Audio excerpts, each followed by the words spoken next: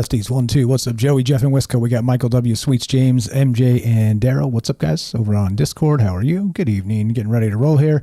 Hope everybody is well tonight. We got Gordo over on Rumble just yet. What's up, Shane, Richard in Texas? What's happening, folks? We got Fred is here. Good evening. Oh, hello. If I missed anybody, just say hi. I'll say hi back. And Sweets is here. Mr. Mission Control. What's up, James? How you guys doing? Hope everybody's well tonight. Just doing what we do, hanging out, talking about weird stuff. There's a lot of weird ideas out there, if you noticed. Anyway, here we go. Troubled Minds happening right now.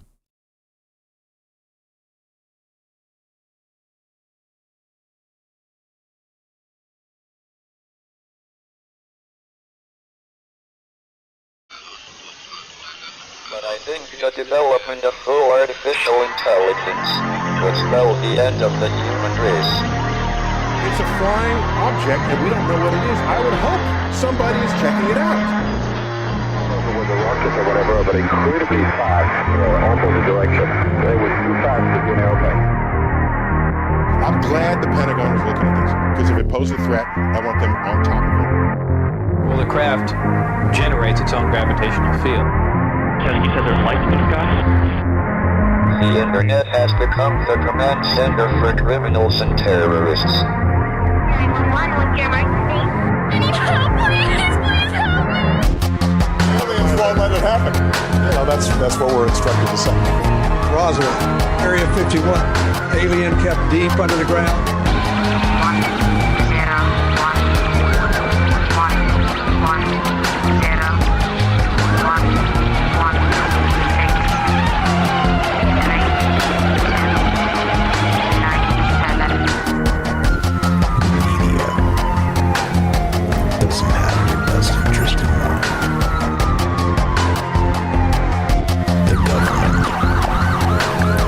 self-serving. You're here for a reason. You're listening to Troubled Minds Radio.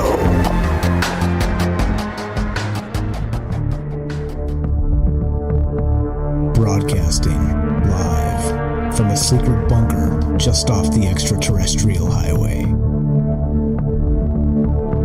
Somewhere in the desert sands outside of Las Vegas. From somewhere in space-time, loosely labeled Generation X on planet Earth.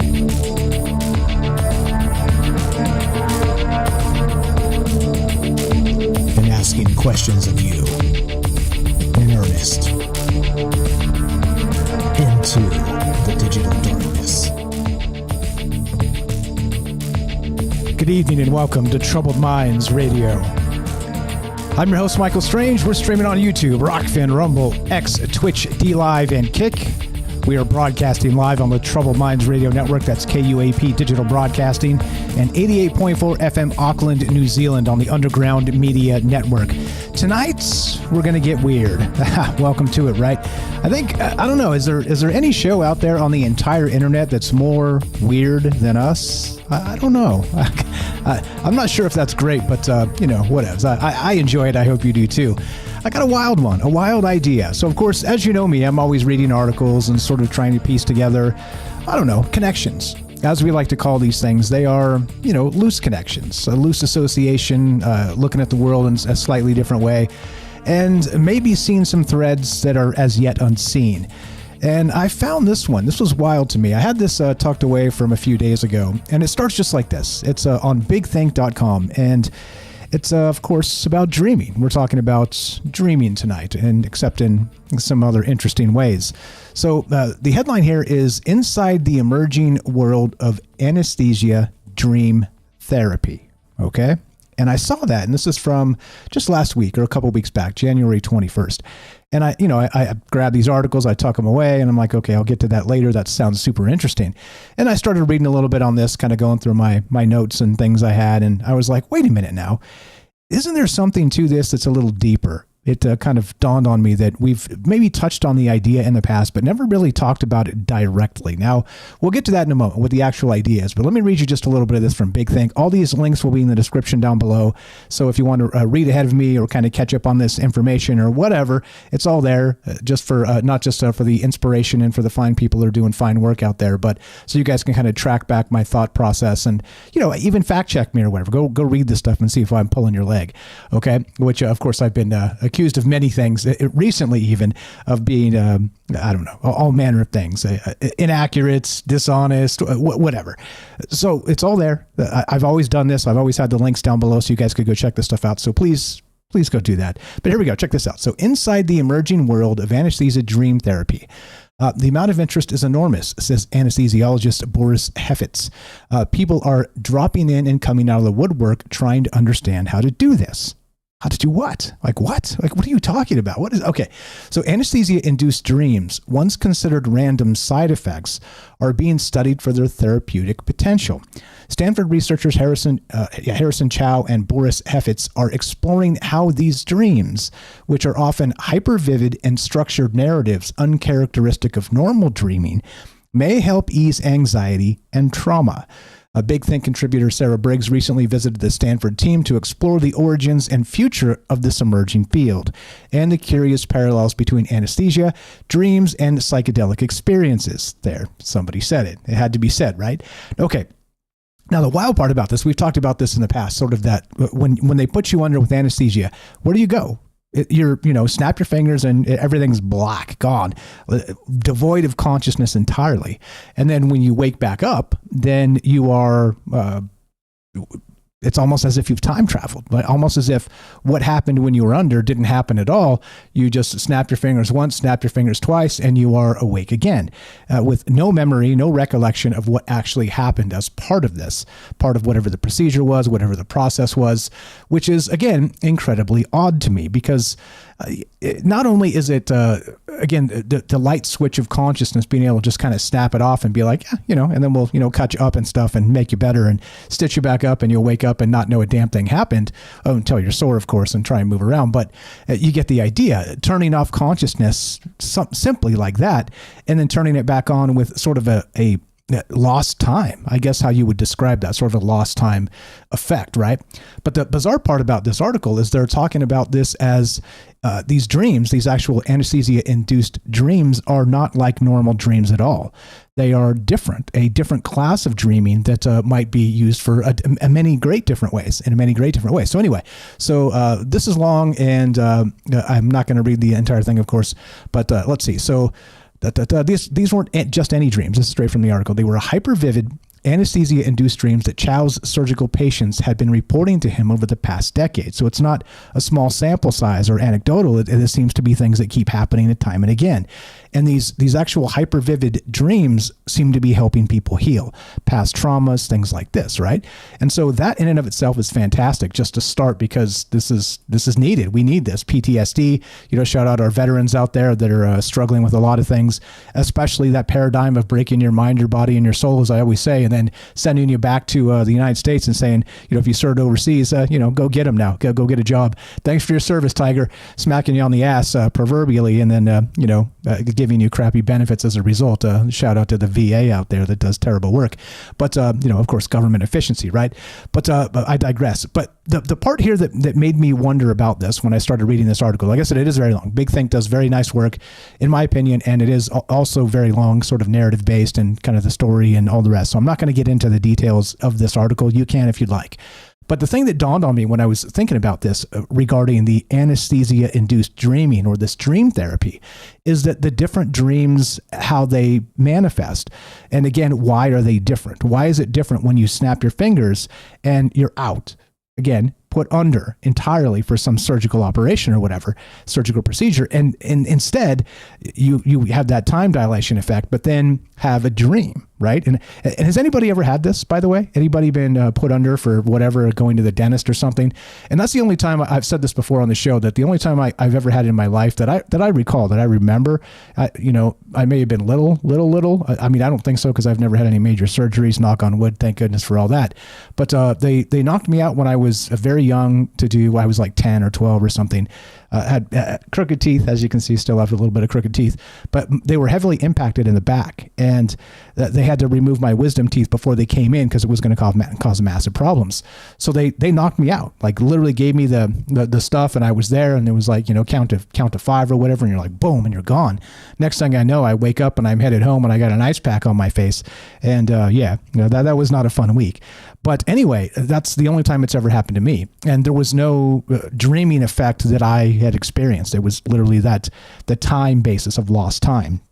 And that was it. I had no idea what the hell had happened. And so has any of you out there been involved in something like this where you do remember the dream when you're put under anesthesia? Okay. And that's where we start. That's the first question tonight. And this gets even more strange because when you start to think about classes of dreams and how one might be different than another, why is that? And that's another question. And of course, what about this anesthesia-induced dreaming as part of it? Is there a way? Well, we'll get weird, as you know, but keep that in the back of your mind. Put a pin in that. We'll get back to that in just a second here. But I am calling this tonight, yes, you guessed it, Oneiric Archeology. Exploring the super dream. We'll talk about the super dream when we come back after a quick word from our sponsor. In this case, that is Human Inspiration. Don't go anywhere. Be right back. More Troubled Minds in exactly 1 minute. In a world increasingly shaped by AI, human inspiration remains the beating heart of creativity. Alien Skin by Tremble, a hauntingly beautiful piano ballad, reminds us that while algorithms can mimic art, the raw, unfiltered emotions of human experience are irreplaceable. So here I sit, locked in my room again.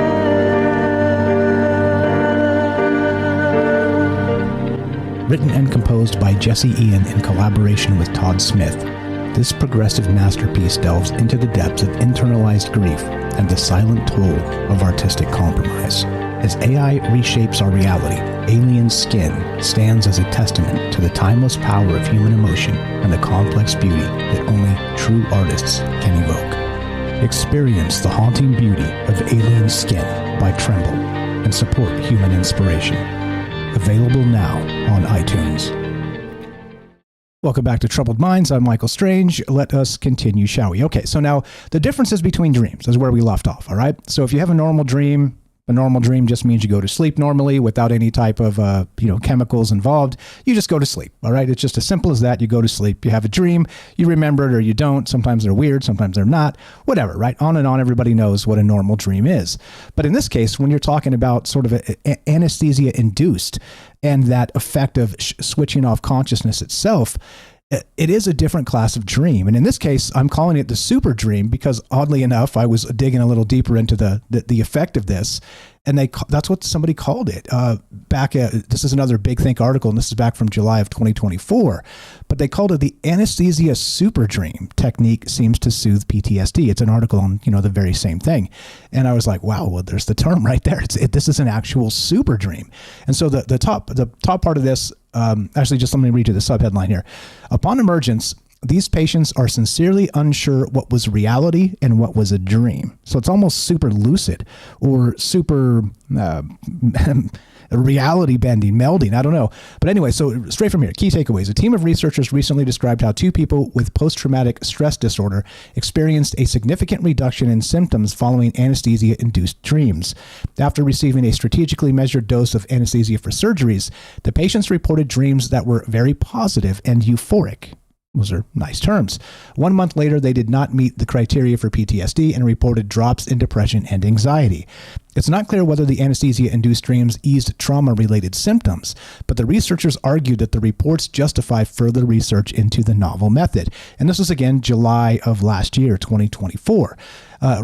Fast forward to January of 2025, and suddenly this is emerging and people want to know all about it. Once again, the amount of interest is enormous, says anesthesiologist Boris Hefetz. People are dropping in and coming out of the woodwork trying to understand how to do this. Because again, think about curing something like traumatic situations, the latent memories, all the bad stuff, being able to kind of shake it out with some sort of, super dream, I guess, for lack of a better term here. And so it got me thinking, of course, in a lot of different ways, because when you're talking about the classes of dreams and the way these ideas kind of come together, we're dealing with 2. the regular one, and then this anesthesia-induced dream. Not even talking about anything else. Not talking about the shamanic journey or any of that stuff just yet.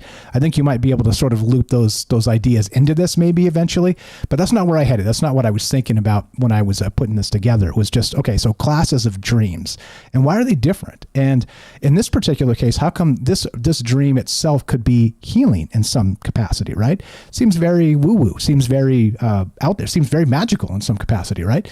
Okay, so then I was digging a little bit deeper, and I'm like, okay, so if this is the case, and there are different classes of dreams, sort of dreams within ourselves, how we perceive the missing time, all the rest of this stuff. I was thinking too, so not just personally, what if there's a larger, in the larger context of dreaming, that not just tandem dreaming, but shared dreaming. Shout out James, we were talking about that at the end of a show last week. But shared dreaming in the same capacity of a super dream. Okay, now keep in mind 2 classes of dreams, maybe a third or a fourth or a fifth that we haven't discovered as of yet. But I was thinking this, right? And I came across this wild tale, these old tales that I'm not sure if they're true or not. I didn't do any fact checking, so you know me. I'm not trying to sell you a bill of goods and make you believe anything that's not real here. I'm sourcing all the stuff and talking about this conceptually, okay, in a framework of a conversation. So it's a good time to drop all the disclaimers. There is no truth to be found here whatsoever. This is just again, loose association, a framework of ideas for a philosophical conversation. So if you're here for truth, you're in the wrong place. That's not my game. I've never done that. I just talk possibilities, okay? And speaking of that, now let's get to the weird. Do you want to get weird with this? And how bizarre does it get? What is Oneiric archaeology, Mike? What the hell are you talking about? Well, if you remember, Oneiros was, in Greek mythology, the personification of dreams themselves, okay? Link is in the description. They called them Oneiros or Oneiroi, dreams plural. In the Iliad of Homer, Zeus sends an Oneiros to appear to Agamemnon in a dream, while in Hesiod's Theogony, the Oneiroi are the sons of Nyx, night, and the brothers of Hypnos, sleep. Okay, yeah, so there we go. So that's what this is. That's the Greek god of dreaming. Oneiric, Oneiros, right, okay. And so listen to this. This is incredible. I found this one and was like, damn, Mike, where did this come from? But anyway, this is on scribd.com. Links in the description down below. I'm going to read this to you in full. It's very short. Dream archaeology, the controversial field of Oneiric excavations. Okay? All right. So check this out. In the late 1960s, a maverick group of archaeologists led by Dr. Maria Sanchez Rivera developed an unusual methodology they termed Oneiric archaeology. The technique involved analyzing the dreams of local inhabitants near archaeological sites, believing that collective unconscious memories could reveal the location of buried artifacts. Okay, hear that? Let me read that again. This is the most important part, the most important sentence of tonight. The technique of this Oneiric archaeology, dream archaeology, the technique involved analyzing the dreams of local inhabitants near archaeological sites, believing that collective unconscious memories could reveal the location of buried artifacts. Okay, now check this out. The team's most notable success occurred in 1971 near Merida, Mexico, where they discovered previously unknown Maya burial chamber after mapping recurring elements in the dreams of 23 local residents. Hear that? Mapping the dreams of local residents. The location matched precisely with the geometric center of overlapping dream-reported landmarks. What? Their methodology included elaborate dream documentation protocols, statistical analysis of symbolic patterns, and correlation with geological surveys. While mainstream archaeology rejected their approach, they accumulated a surprising success rate in predicting the location of buried structures. The practice was largely abandoned after Sanchez Rivera's retirement in 1982, though some anthropologists continue to study the relationship between local folklore, dreams, and archaeological sites. The original dream maps and documentation are preserved in the University of Mexico's special collections. Okay, so this is real. Anybody live out there in University of Mexico? Yeah, that I didn't say New Mexico, Mexico. University of Mexico special collections. I'd love to be able to kind of get in there and take a look at this stuff. But think about that. Think about that idea, right? That you have a group of people sort of immersed in the folklore of the area and the traditions of the area and all the stuff we're always talking about on Troubled Minds, right? But then for some reason, their dreams are a resonant historical artifact of the things that have been there, of the actual historical artifacts that are there in their local community, which is nuts, right? That's absolutely nuts.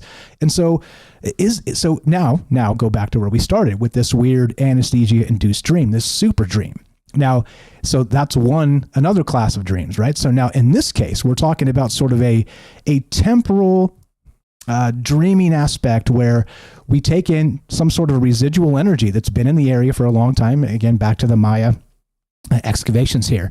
And people have these dreams about these places, and they're able to actually find this stuff. I mean, I would love to see the actual documents on this. And I didn't have time to do any digging. You know me, I wish I could do this full time. And this is the type of stuff that I would actually. So, anyway, so, okay. Okay. I see in the chat. Hey, everybody chill out. Okay, so that's the deal, right? This is where this starts. And so not just the classes of dreams, and what about this archaeology, this Oneiric archaeology? It's strange, right? To consider that this might work, and if it does, what else are we missing as part of it? Not just like archaeological excavation type stuff, but I mean, you could talk about this in terms of anthropology and all manner of weird things, right? But this, like I said, and remember, whether true or not, I didn't fact check it, so again, take it with a grain of salt, this idea here. And it is just from a scripted document, links in the description. So again, real or not, it doesn't matter to me, because the more fascinating is the idea of the possibility of this being a true thing. So that's it. And as usual, this type of thing, of course, opens up into a ton of different areas, a ton of different ideas. Because when we're talking about classes of dreams, the regular dream, the super dream, now this weird archaeological, folklore-esque resonant energy that manifests in dreams, and you can actually take notes of locals and maybe find things that are there, maybe screaming to be found, maybe sending out some sort of resonant energy to be found themselves. I don't know. It's a very, very, very weird thing. So the other thing I came across as part of this, again, absolutely no fact checking here. I didn't do any of that. So take all this with a grain of salt. I don't know if these sources are reputable or not, but the idea seems to be resonant in some different ways, because this isn't the only time this story's been told. So that's not the one. Wait, is that the one? Yeah, that's the one. Okay. So in 1883, Assyriologist Hermann Hilprecht was writing a report on findings from the Temple of Bel at Nippur, NIPPUR, working from sketches made by members of the University of Pennsylvania's excavation crew. 2 fragments of agate dug up from the temple ruins had eluded exact identification. The best guess of the archaeologist who had found them was that they were from ancient rings. You know, rings you put on your finger or whatever, right? Hilprecht was not satisfied with this theory. After poring over the page proofs of his report, he went to bed and dreamed the following remarkable dream. I think there's enough time to read this whole thing. So this is the dream. A tall, thin priest of the old pre-Christian Nippur, NIPPUR, after about 40 years of age and clad in a simple abba, led me to the treasure chamber of the temple on its southeast side. He went with me into a small, low-ceilinged room without windows, in which there was a large wooden chest, while scraps of agate and lapis lazuli lay scattered on the floor. He then addressed me as follows, quote, and this is in the dream. This thin priest came to him in his dream, and he said this: King Karagalzu once sent to the temple of Bel, B-E-L, among other articles of agate and lapis lazuli, an inscribed votive cylinder of agate. Then we priests suddenly received the command to make for the statue of the god Ninib, N-I-N-I-B, a pair of earrings of agate. We were in great dismay, since there was no agate as raw material at hand. In order to execute the command, there was nothing for us to do but cut the votive cylinder into 3 parts, thus making 3 rings, each of which contained a portion of the original inscription. The first 2 rings served as earrings for the statue of the god. The 2 fragments which have given you so much trouble are portions of them. If you will put the 2 together, you will have the confirmation of my words. But the 3rd ring you have not found in the course of your excavations, and you will never find it.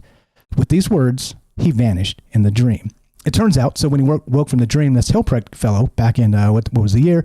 1883, he pulled out his sketches again, with this dream fresh in mind, and now saw that the fragments could possibly be fitted together to make a section of a votive cylinder, whose inscription he rendered in English as follows: To the god Ninib, son of Bel, B-E-L, his lord Kurigalzu, Pontifex of Bel, presented this. And that was the inscription and they were indeed missing a third piece. Anyway, so this goes on to kind of talk about that exact thing here. And again, I tried to fact check this a little bit. I spent a little bit of time digging for a corroborating account. I couldn't find it. So this may be just folk, scary stories to tell in the dark type stuff.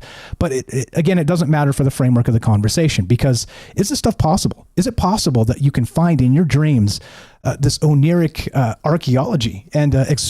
And what about these different classes of dreams? The regular dream, this super dream, this anesthesia-induced dream, this collective sort of unconscious dreaming of finding ancient artifacts. Weird, right? Anyway, that's what's on my mind tonight. I hope everybody is doing well. If you want to be part of the show tonight, going to open up the phone lines when we come back from the break. 702-957-1037. That's 702-957-1037. This is Troubled Minds. I'm Michael Strange. Don't go anywhere. Looks like we got Shane coming up and your calls as well. Be right back.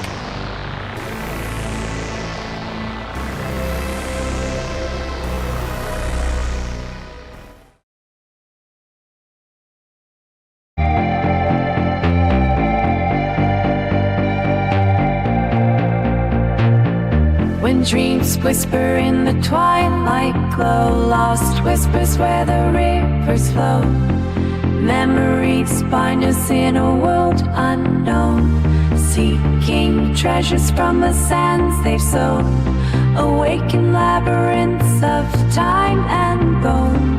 Call upon the wind's truth to be shown. In the dreamscape's mystery, where artifacts lie silently, echoes dance in unity. Unlock the past within the sea.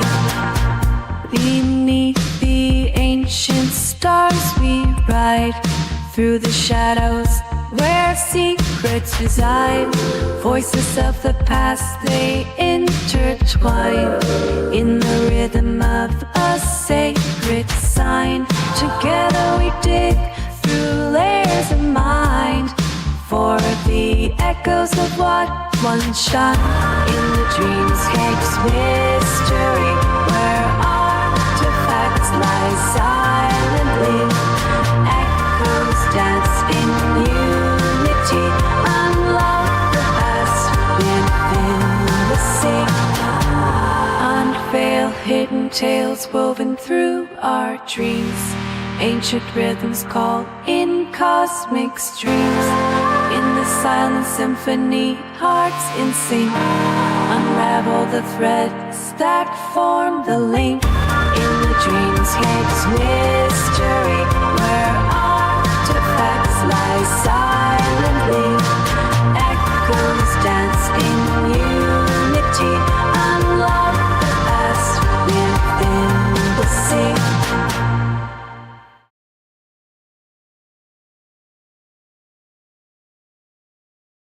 Through minds, corridors we journey far, guided by the faintest distant stars, deciphering whispers etched in stone, where the past speaks in a voice of its own, as we echo leads us, lighting the way. In the dreamscape's mystery, where artifacts lie.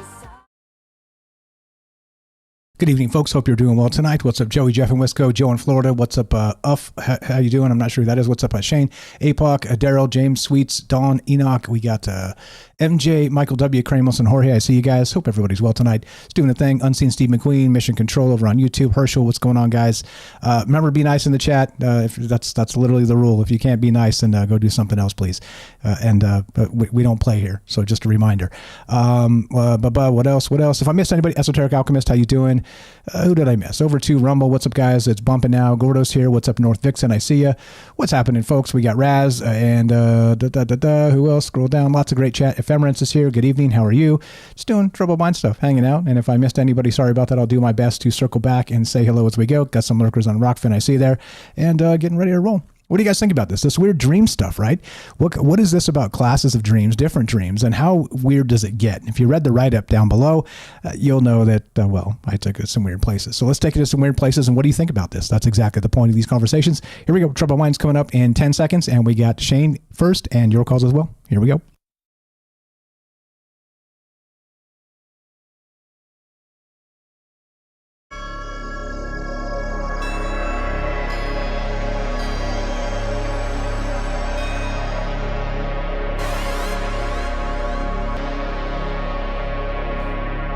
Welcome back to Troubled Minds. I'm your host, Michael Strange. We're streaming on YouTube, Rockfin, Rumble, X, D-Live, and Kick. I messed that up. We're broadcasting live on the Troubled Minds Radio Network. That's KUAP Digital Broadcasting. And of course, 88.4 FM Auckland, New Zealand on the Underground Media Network. Tonight we're talking about this. Could anesthesia truly unlock doors to our collective past, predict our future, or even let us wander through quantum realities within our dreams? The possibility seems as vast as they are mysterious, of course, beckoning us to a potential where medicine meets the metaphysical. And is this where we're headed? As usual, right? When you start to look at this stuff, a lot of the old ways seem to resurface in medicine and technology and all the rest of this stuff. And that's why we do talk about this in the way we do, because let's not forget the past. I think it's an important aspect to this. And I'm recognizing it more and more as I sort of make these, again, loose connections here. But how strange does it get? What about these different classes of dreams? And what about this weird Oneiric archaeology and the super dream? What the hell is this? Do you think that's possible? And if so, what sort of mechanism lies behind it? Love to hear your thoughts. 702-957-1037. Click the Discord link at troubledminds.org. We'll put you on the show just like this. Let's go to Shane, the blind psychic. Now, what's up, brother? You're on Troubled Minds. How are you, sir? Go right ahead.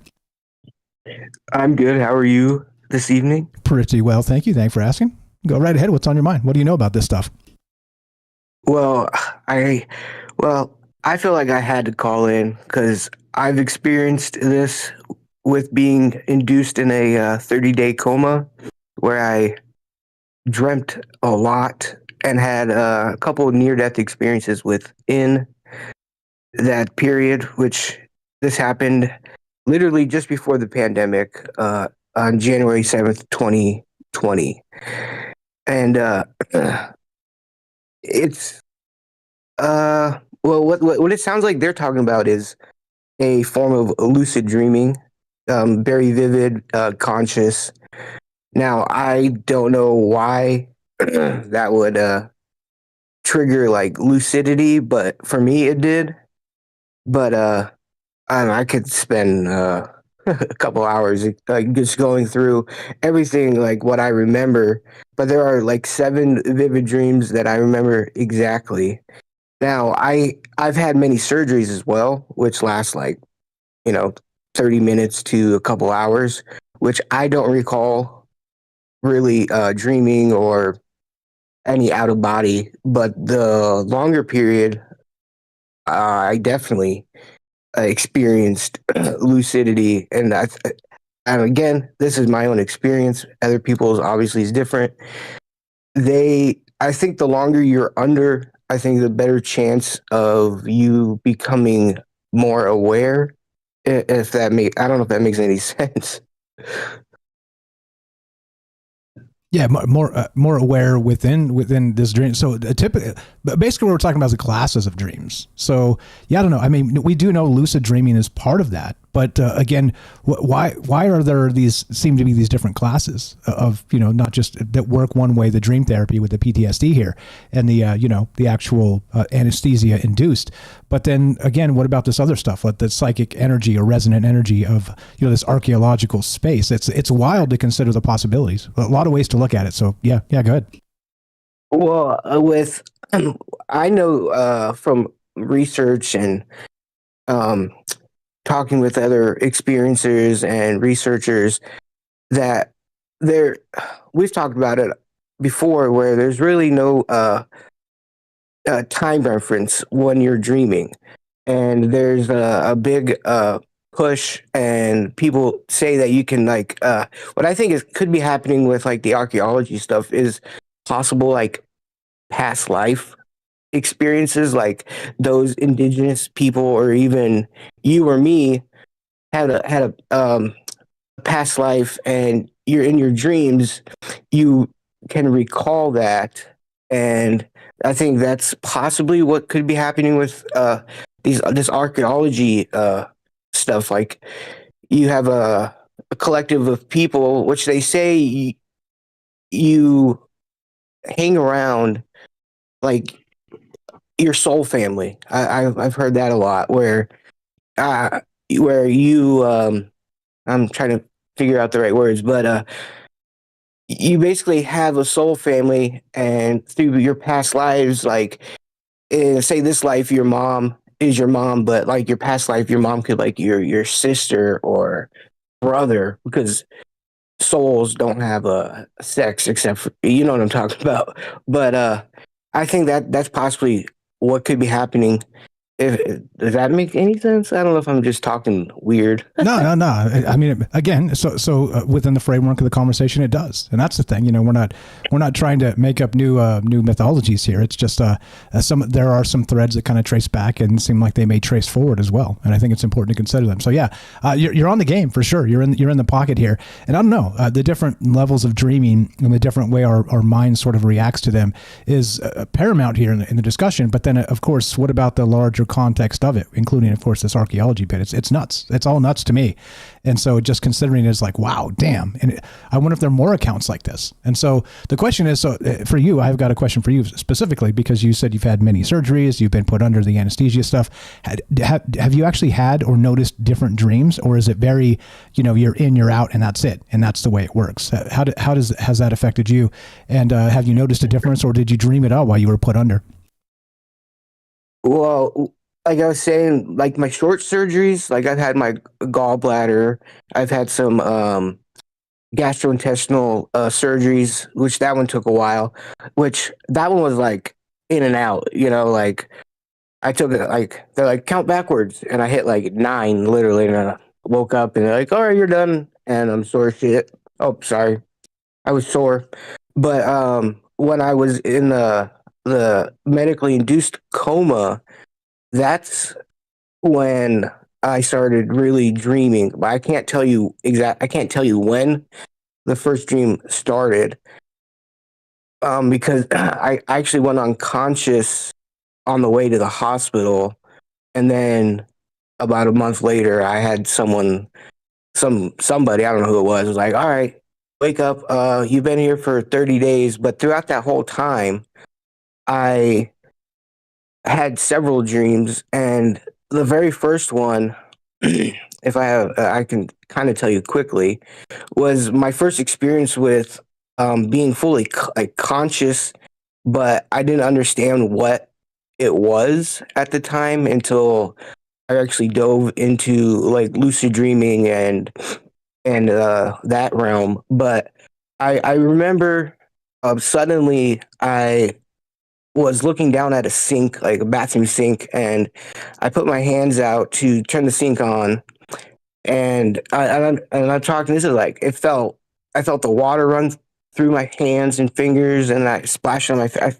It was like I was literally doing it, which blew my mind. But what was the craziest part was when I looked up, I was not me. I was a middle-aged, bald black man, and I'm a Caucasian guy. So I was like, what the but it felt like that's who I was. And I make it short, I went through like a life through the eyes of this black guy, but it was me as a person. And then I had many other very vivid dreams during that time. And then, like I said, there was 2 other times that I would consider them out of body because my heart stopped twice. And those were very different because they weren't really dreamlike. There was like I saw my body on the gurney, and there was one where I was standing behind like my best friend, which he was like crying because that's like right after my heart stopped. And then I was walking around the hospital, but to kind of digress what we're talking about, but yeah, the longer I went under, the more dreams I had, and all of them were extremely vivid, extremely conscious driven, and I can't tell you why that is, but I've heard other stories where people had surgeries and went under anesthesia, even with near death, that something happens. It's like the medicine disengages you from your physical body, and that's what I think is the shorter the time you're under, the less you actually dream, which I'm pretty sure people still do dream, but that's just through my experience. Because, like I said, when I went under, they also, if you are medically induced, they can't keep you completely under the entire time because of the medicine will kill you because it's very potent medicine because they go through like propofol, fentanyl, all kinds of like hardcore stuff. And they do something called a staycation vacation, which is they have you on for several days like of the medicine, and then they take you off so you kind of like come conscious like back. And I have memories of that, like where suddenly I'm in like the point of view of the bed. But yeah, there are different definitely different levels of dreams. Like we talked about lucid dreaming. You can still be conscious, but you can not have dream control, which is called dream awareness, where you are still like the passenger, but you kind of still what's going on. But I don't know if I really answered anything. That's okay. Well, there's really no answers here. It's just, as you know, just kind of talking through ideas. So, and you did a ton of that, so I appreciate it very much. And it's good to have somebody that's had experience with these things and kind of been through some of this stuff, because you can describe it a little bit better. Like for me, I've recently, it's been a very, very long time, and so I don't even really remember what that was like, kind of being induced to be out and kind of conked out medically. So yeah, I don't know, wild stuff as part of it. And appreciate you, brother. We got calls. We'll get to some more of these as well as we go. Always a pleasure. Appreciate you, and you have a great night. All right, yeah, you too, and thanks. Thank you very much. That's Shane, the Blind Psychonaut. Please go check out his YouTube channel. Links in the description down below, troubledminds.org or troubledminds.net/friends. It says Shane. Follow Shane here. Go click that. Go check out his YouTube channel. Creating some pretty amazing stuff over there. And as you can tell, a very smart guy. We're talking Oneiric archaeology tonight, exploring the super dream. And so what does it mean? I don't really know. And the bizarre part, again, back to this script thing, and the most pertinent, again, take it or leave it, whether you think it's real or not. But the idea itself is that this technique, this Oneiric excavation, the technique involved analyzing the dreams of local inhabitants near archaeological sites, believing that collective unconscious memories could reveal the location of buried artifacts. Weird, right? And then this anesthesia stuff and the different levels of dreams. And what the hell is a super dream? And are there different classes or different ways or different things we haven't tapped into yet? It's weird, right? Dreams are a weird thing. Anyway, love to hear your thoughts on this. 702-957-1037. Click the Discord link at troubledminds.org. We'll put you on the show just like this. What's up, Janet, Missouri? You're on Troubled Minds. How are you? And go right ahead. Hey, Mike. Yeah, this makes me think so much of Flatliners. Have you ever seen that movie? I haven't. I'm familiar with it, the title and the marketing, but I never saw the movie. Okay. So the whole premise is that they're scientists and like doctors and things like that they become interested in the idea of, if you were to go under to such a level with anesthesia, for example, that you could see into the world of death, basically. You could cross over, but then be brought back by medical means, and you could see into the other world and even make contact with it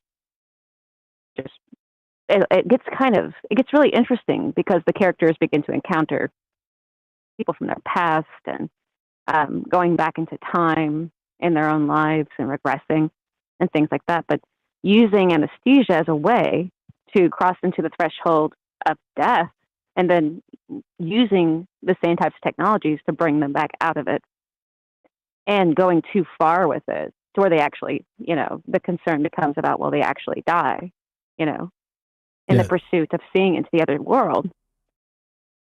Which reminds me a little bit of that, what was it, the Allfather Odin and the hanging on the tree. We've talked about that recently quite a bit, him trying to see into the other realm. And so this is kind of putting one foot in each, dead and alive, and trying to bring memories back. It's a very similar concept, isn't it?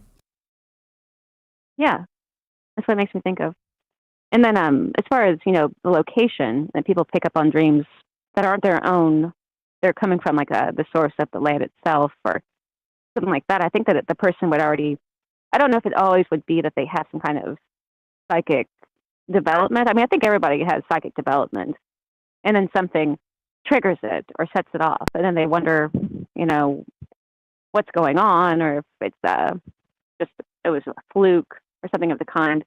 But then I think that certain areas, like maybe I don't know, it could be like anything going on underneath the surface or overhead or whatever, or something in the environment or another person triggering it or whatever, but where the idea of encountering information in the dream spectrum. But then the idea, though, of using the anesthesia or something like it, that's really incredible. I think it's like, well, it's like in the movie Flatliner, it's kind of dangerous. They've done a remake of it. The original one, everyone watching the show should definitely watch that movie. I've watched it several times. It was just such a cool film. But I mean, just the whole idea of the excitement of being able to have some type of strength in the dream realm can become kind of addictive. Like whenever you're, I think that, several people who call into the show have done a lot of work with this too. But the more that you're doing the dream work, the more you see it and the more a slight control you begin to have. And you can tell that you would have even more control of the dreams if you were to continue to delve into it. But it gets very bizarre. And you have to keep a kind of such a centered state of mind. Like when I was doing it, I had to kind of eventually keep track of both. Like I already journal and everything, but I had to start keeping the sleep journal too. I had to start doing both, and just to keep track of the two and to keep them separate in a way, because the sleep realm would become so much like the living one too. And so I think that that's incredible that the mind does that, and that you begin not be able to tell the difference the more you do it. But then there are these other states of, which is interesting. Last night on James's show, we're talking about alien abductions, and I can't help but relate it to the fact that it oftentimes happens in a sort of in between state, oftentimes sleep state. And I've had a sleep paralysis on multiple occasions, and the fact that they call it sleep paralysis, and that's a novel idea. It's been around forever, I guess, but it would feel like I was awake. Like I would literally wake up and I'd be seeing someone in the room, and I was like always thinking it was some type of paranormal experience. I felt very much that I was seeing something. It was a shadow figure. It was always a shadow figure, but I always felt like I was definitely seeing a ghost or something, and I couldn't, and you would be unable to move. Yet I was in some kind of state of sleep where I was completely aware of my surroundings. And the same thing happens with remote viewing. And there have been studies in sleep state of people uncovering information before. Like they did a study with, they took patients and they did a sleep study where they put them to sleep. And they did this over a period of time. And I can't remember what the study was called right now. But they put for example, an envelope was used in one experiment. And they'd put like a photograph in it, or they'd write a word on it. And the person described that they went to sleep, and then in the dream, they were strong, lucid dreamers, and they would go over to the dresser or the tabletop or whatever it was, and they'd open the envelope, and then when they woke up, they'd retain that information and tell that to the experimenter, and it'd be accurate. Somehow they were doing this. So there is something to it. And then when you throw in something like anesthesia or any type of other medically induced sleep state, or even a coma-induced sleep state, but the concept of literally going into another world, like I was saying with the case of Flatliners, they were dying. They would allow themselves to die just a little bit, and then and they'd go too far. They get caught up in the world they were seeing until they went too far away, basically, and couldn't be brought back. They'd stay under too long, so it's just really interesting. Like they would agree upon a time before they started the experiment in Flatliners. They'd say, like, I'm going to stay under for 3 minutes or 2 minutes or something like that. Well, they got to where they kept pushing it a little longer, but eventually, you can only go for so long. And so that was the whole premise of just like a dying to see the other side and understand, what is the mechanism of this life, and thinking that it's held somehow in the realm of the dead that they know. And this is also in the case, for example, of Eden in Norse mythology, that she held the keys to immortality and that she was kidnapped. There's always a kidnapping in the underworld. And Loki, they blame him in Norse mythology. He's kind of the trickster in Norse mythology. Everybody knows about that. And he put on Freya's cloak, made himself to a falcon to go retrieve Eden, who was the goddess of immortality in the apples. And when he gets there, she's been changed into a nut, and he picks her up in his claw as a falcon and flies back to the Aesir. And the giant that had initially stole Eden, he flies back in the form of an eagle. And the Aesir set him on fire, and then he crashes, when he comes to find her, and they kill him. It's a huge part of their mythos. But then we have the same type of story so many times when talking about, retrieving this information. For example, there's the apples of hell as in the goddess Hel. And the pomegranate, so you have the apple in the living world, which is kind of a new Christianized version of it, but the fruits of the dead as well, like in the case of Hel and the pomegranate, that the pomegranate is has many secrets. So it's like a tree in hell and a tree on the surface as well. There's just all this. So it's the way that we go under, and there's even, this type of not death, but trying to come close to it in order to find out the mysteries that are held there that aren't for us to know, and then finding more and more ways to get that information and really running that line, really running that cusp, Yeah, absolutely. Regarding the other part of this too, the different layers and levels of dreams. What about this archaeology stuff? With sort of this resonant energy where they, supposedly did dream journaling in a small community around this, where they found this archaeological thing. What do you think that is? Does this sound real to you, or does this sound ridiculous? No, it sounds like it could be absolutely real. If you think about any type of battlefield, like Gettysburg, for example, or anywhere where there's been a massive loss of life, or maybe there's been a ritualistic loss of life where people keep being killed or they keep dying.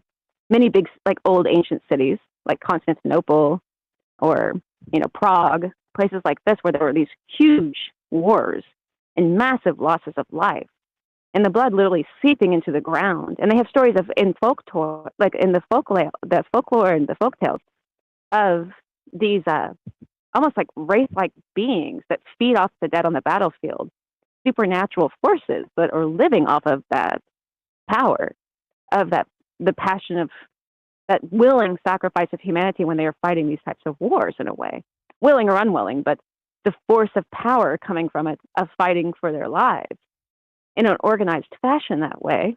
And there are these byproduct spirits, or maybe they're initiatory spirits, that are involved with it, and they kind of are lingering there, And then you have these graves, mass unsettled graves, because they would a lot of times just dig a big hole and throw all the bodies in there and then cover it up, But you put people living around these locations. Same thing with sacred burial grounds and things like that. It affects the dream state. Where I lived in Texas, where I was having, when I was like a little child, I would have these type of night terrors where I would see this figure that was hooded outside my window. It was in the middle of me, and the house was around a pecan orchard, but there was Medicine Mound, and Medicine Mound was just, I didn't know this till years and years later, but the experiences I was having, I think they could have been linked to the fact that we were so close to a burial ground. No, I mean, that's been made very popular in pop culture. But even people who live close to cemeteries or anywhere like that, but especially places like that, where they've been buried there for not just a couple of decades or maybe a century, but for hundreds of years as a ritual that people are put at that specific location, almost like those elephant burial grounds where elephants go specifically to die, like that. And so if people are living and encroaching on those areas that previously would have been uninhabited, or the entire inhabitants were wiped out, I don't see how you couldn't, if you were going, if the dream state puts you somewhere where you can encounter these other realms, like the realm of the dead, or you can see the dead in your dreams, or anything like that, where you're communicating with spirits who live in that realm, if that's what that realm is, then I would not be surprised at all that you would perceive and are constantly perceiving at some level, not just the surface level of your day-to-day life, but the undercurrent around it. Well said. Fire stuff. If you got more, you're welcome to stay. You tell me. No, that's it. I was just going to call and talk about that and the Flatlighters thing. Have a good night, Mike. Appreciate the call. Thank you very much. Jenna Missouri, the Arcane Observer. Please give her a follow. Links in the description. troubledminds.org/friends or troubledminds.net. It says follow Jennifer here. Please do that. Lots of wild things afoot. Oneiric archaeology, real or not, or somewhere in between. Be right back. More Troubled Minds coming up. Don't go anywhere.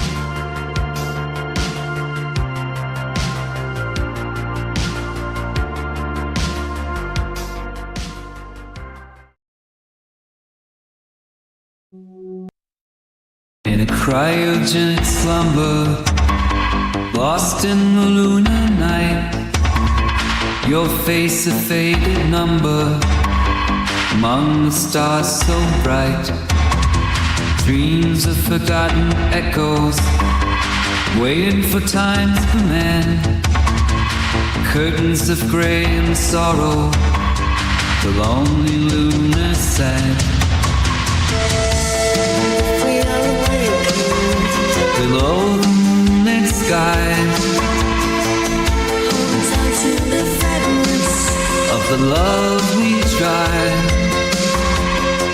silent by your where ancient souls reside, suspended in a story, kept in the cold dark tide. Our futures in the making, silver-edged domain, hearts kept in silent aching, till we meet once again. We are awakened below the moonlit sky, to the fragments of the love we try.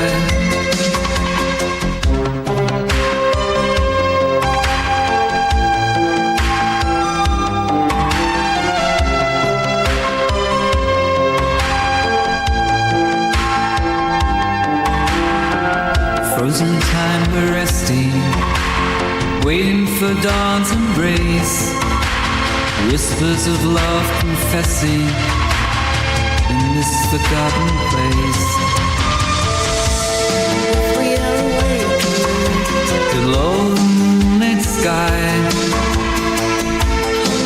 to the fragments of the love we try.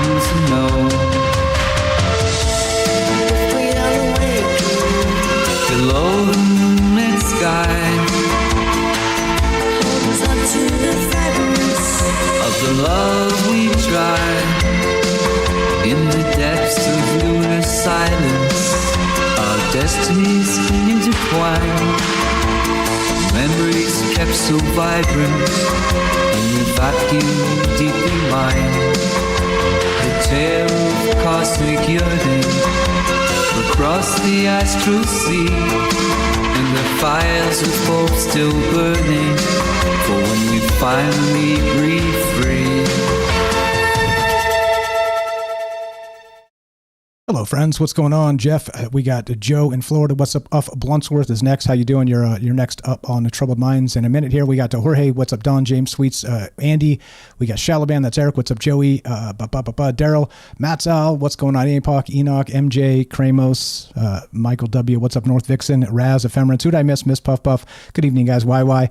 How are you? How's everybody? Vampire Goddess in the chat. What's happening, folks? I see you. If I missed anybody, just say hi, and I'll say hi back and do my best to keep up with everybody. As you know, it's a lot to do all of this and keep a coherent thought and all the rest. But yeah, wild stuff, right? This is a wild one. And I don't know, as usual, the old, a lot of this comes to mind in terms of, well, that resonant energy. And what does it look like? And will we be able to discover this, let's say with this quickening afoot, with these AI systems may be able to kind of find these new, I don't know, maybe new science. And that really becomes a question, right? The maybes, out on a thin limb, as I always like to say. But yeah, you tell me. Love to hear your thoughts. If I missed anybody, sorry about that. I'll circle back around and say hello. And just talking wild stuff by dark and night. It's how we do this. Tonight we're exploring the super dream and talking about Oneiric archaeology. And that's that. What's up? Who'd I miss? Have I missed anybody? Yeah. Hello. We'll catch you next time. Here we go. Trouble Wine's coming up in 10 seconds. We got Uff Bluntsworth is next, or the hand went down. So phone line is empty if anybody wants to jump in here. 702-957-1037. Here we go. Trouble Wine's coming up right about now.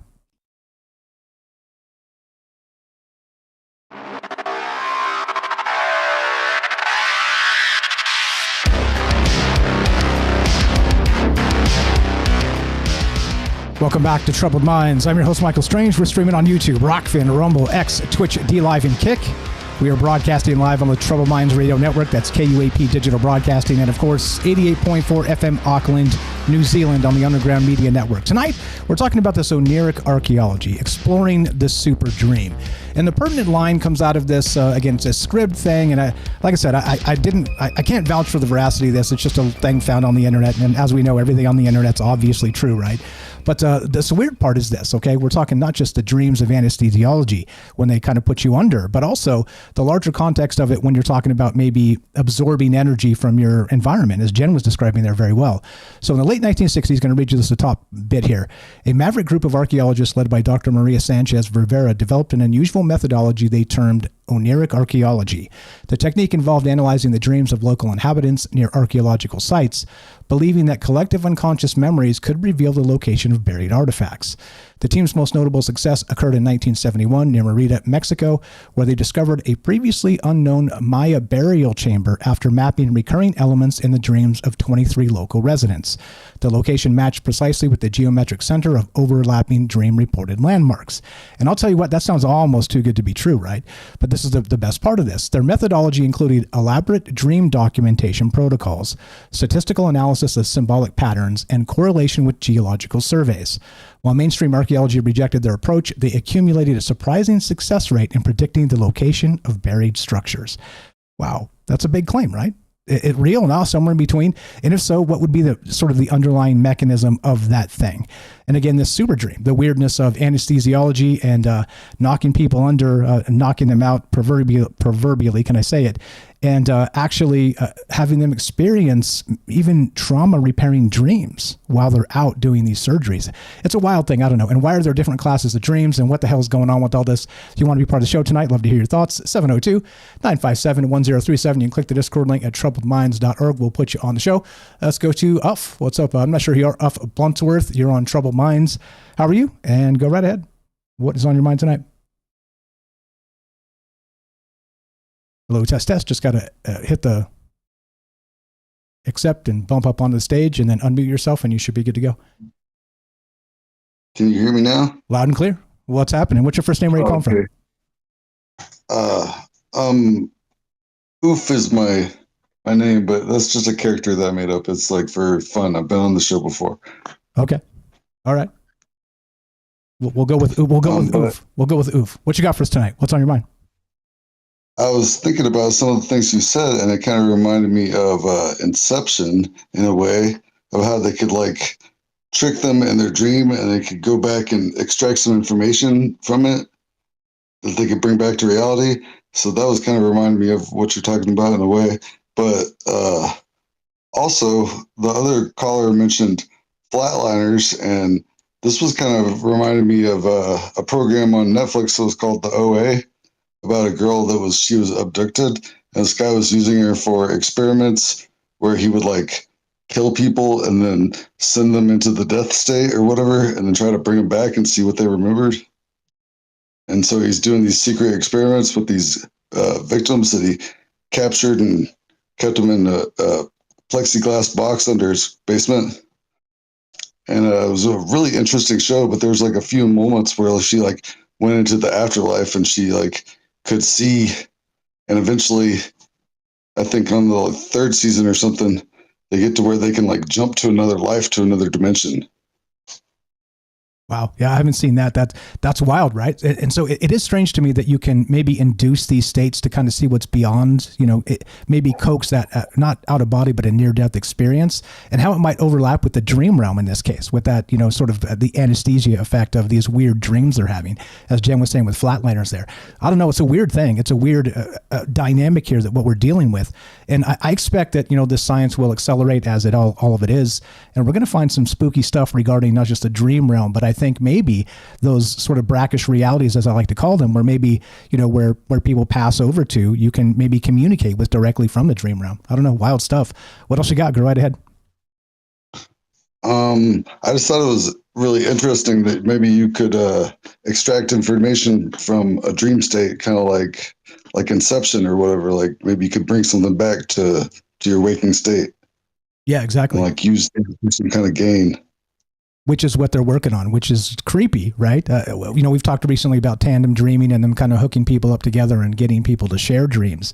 So they're all over this scientifically. And so, like I said, it's going to lead us to some pretty spooky places, I think. What about the other part of this, the archaeology aspect? Do you think this is too good to be true, as I said there, that where they took, did dream journals of these local residents of these archaeological sites and were able to triangulate from landmarks in their dreams actual, resonant energy and find like a Maya burial ground or a structure? Isn't that wild? What do you think there?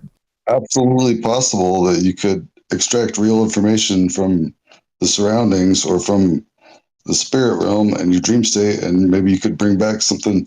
Like they say, like in dreams, that it's hard to like read a clock or to like try to read anything, or like people don't have cell phones in their dreams or whatever.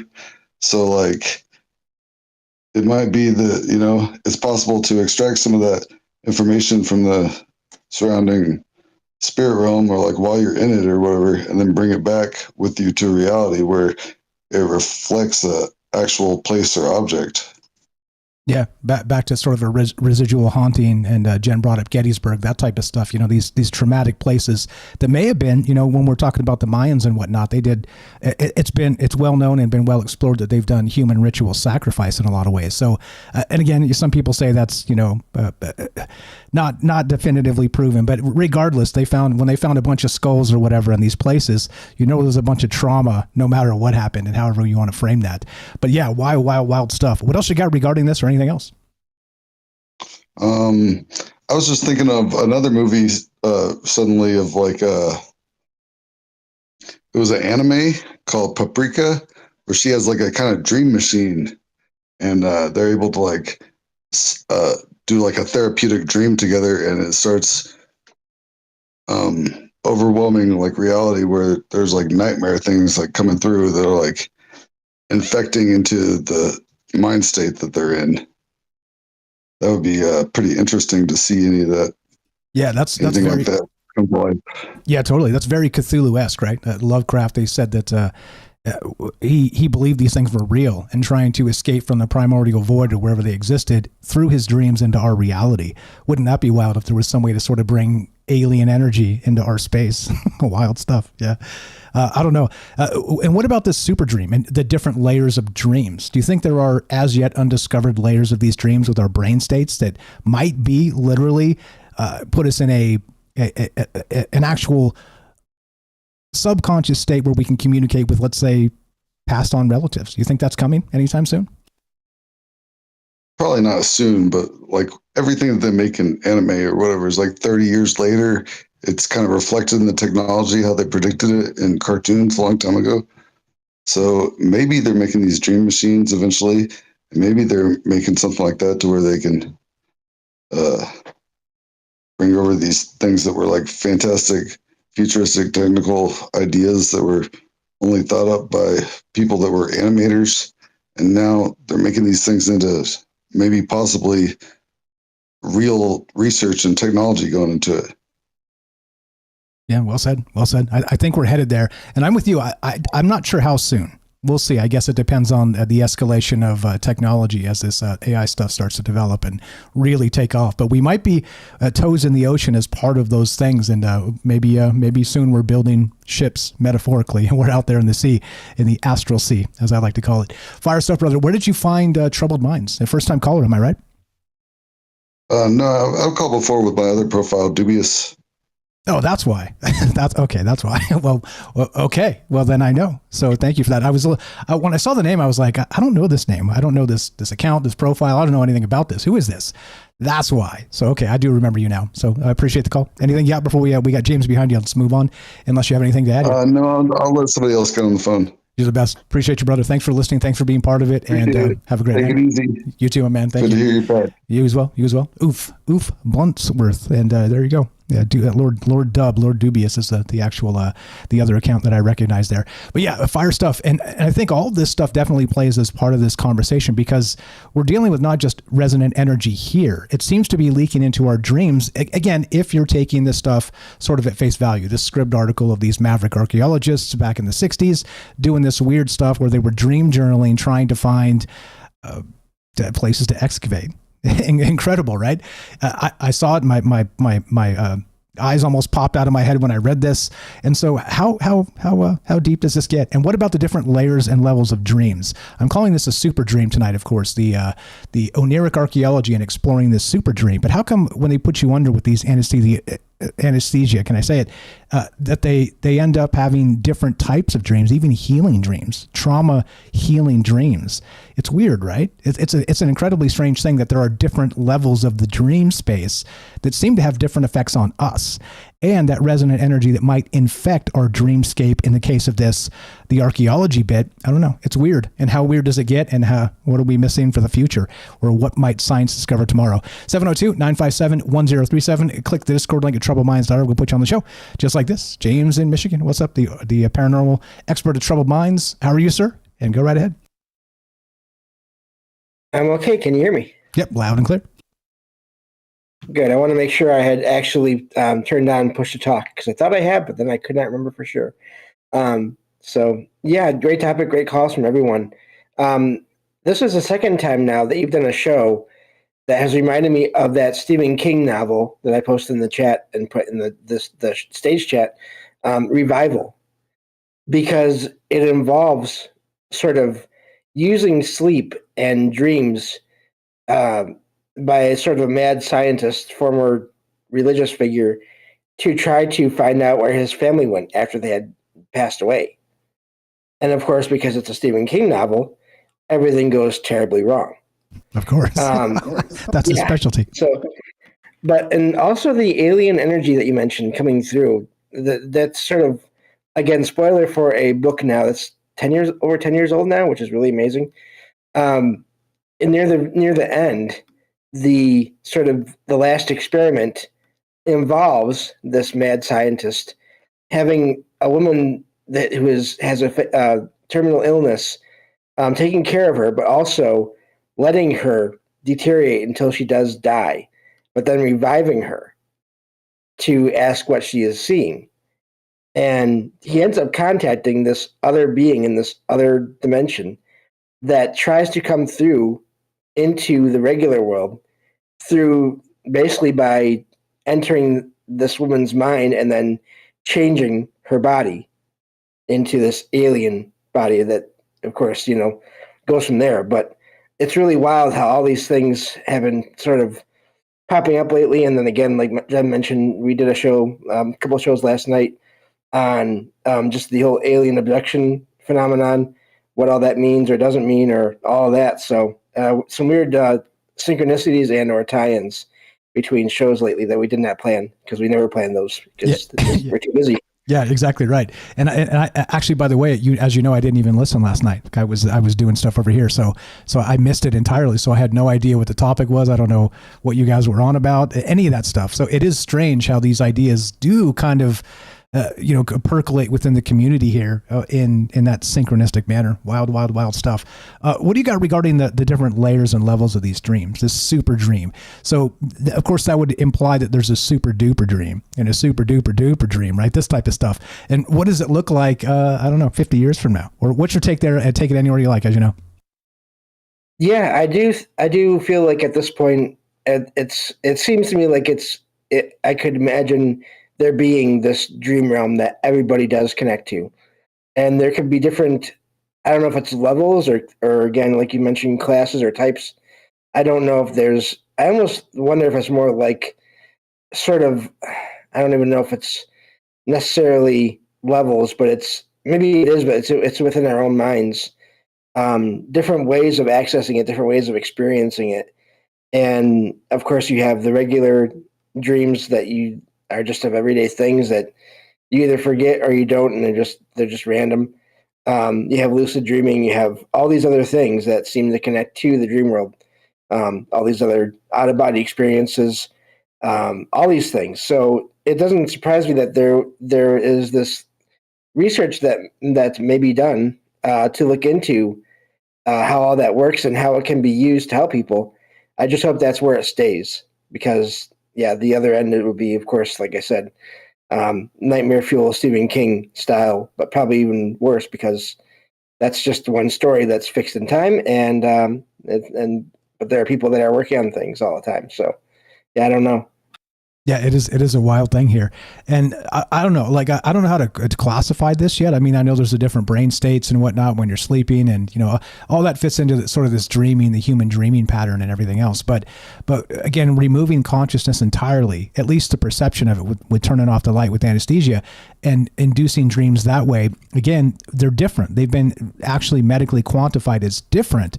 And so that means there are different dream states that the human mind has access to. And so in this case, it's propofol, I believe, is the drug. One of them, Shane mentioned the other one, I can't remember. But basically, it is some heavy duty stuff. And that becomes really the question of, I don't know, unlocking new realms, I guess, or even, they've talked about recently, what is it? What are the mushrooms? I can't remember. It's psilocybin, right? Where they can microdose that in some particular ways and also treat PTSD or trauma by, slightly rewiring the brain to kind of let that stuff go and start to heal. So I don't know, like there's certainly some brain magic that we haven't accessed yet. And it's sort of being coaxed by some of this medicine, but I do wonder, right? Meditation and some of these other old school ways of doing this, it might fit into the larger conversation of this. Regarding, what do you got on that? But I'm going to ask you about this archeology thing, because it's definitely right down your alley regarding sort of that residual haunting energy. But what do you got regarding what I just said, and then we'll move on to the archaeology stuff here. Yeah, I wonder, I'd really be curious, I don't know if it's ever been done because I haven't looked into this, but what the mind of someone, what the brain and literal actual brain looks like in someone who is having an out-of-body experience. Would that show up as being different?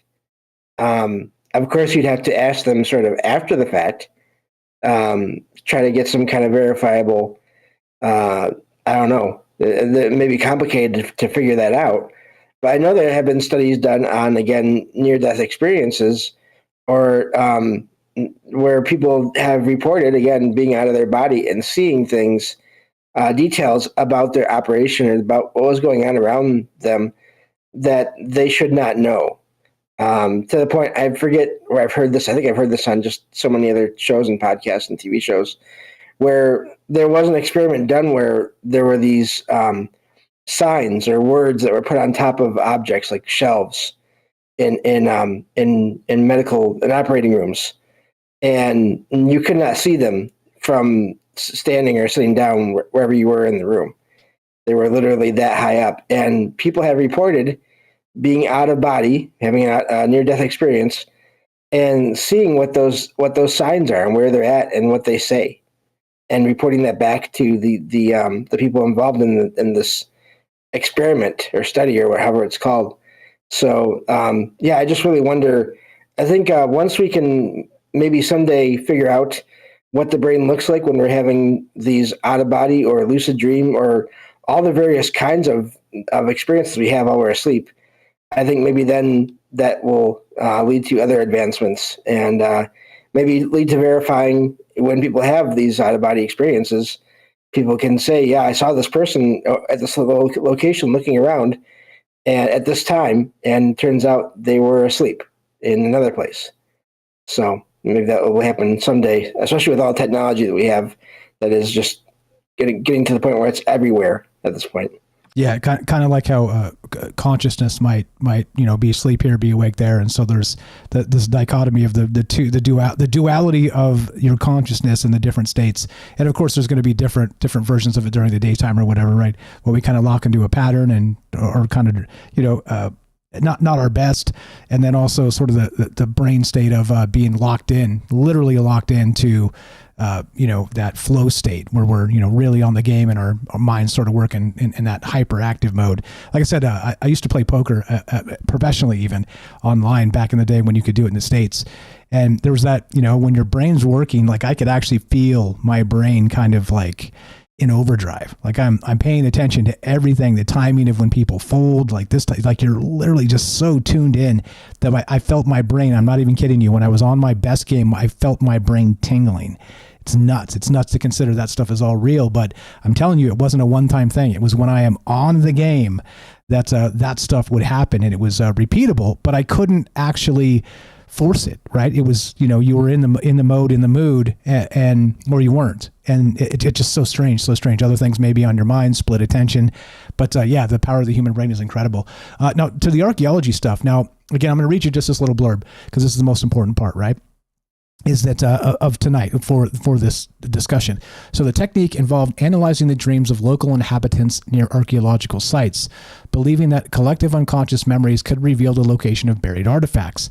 And they basically took dream journals of people in 1971 near Merida, Mexico, and supposedly it actually bore results in terms of being able to find stuff they didn't know was there. What's your take on that? Pretty wild, huh?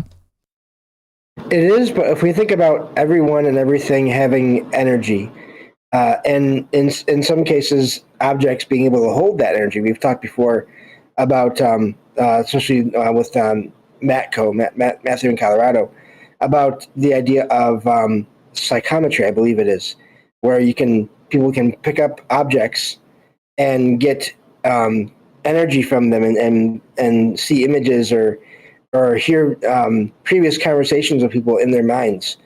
If that's something that can be done by certain people while they're awake, I wonder if it could also be done in a spiritual energy consciousness sort of state or way when you are asleep, and you just somehow, instead of physically picking up the object wherever it's at, because you can't, because it's buried somewhere, you just find it through either contacting the residual energy of people, again, like maybe that priest in that story in the beginning of the show that you read, that showed the person that was having the experience where these things were that they were looking for, that they thought might be there.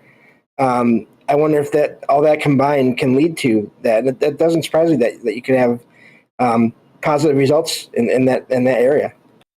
Yeah, it does. It does make me wonder what else is sort of trickling into our dreams from that resonant latent energy that's been there for who knows how long. As Jen was saying very smartly as well, that somebody or a graveyard or some ritual space that's very, very ancient.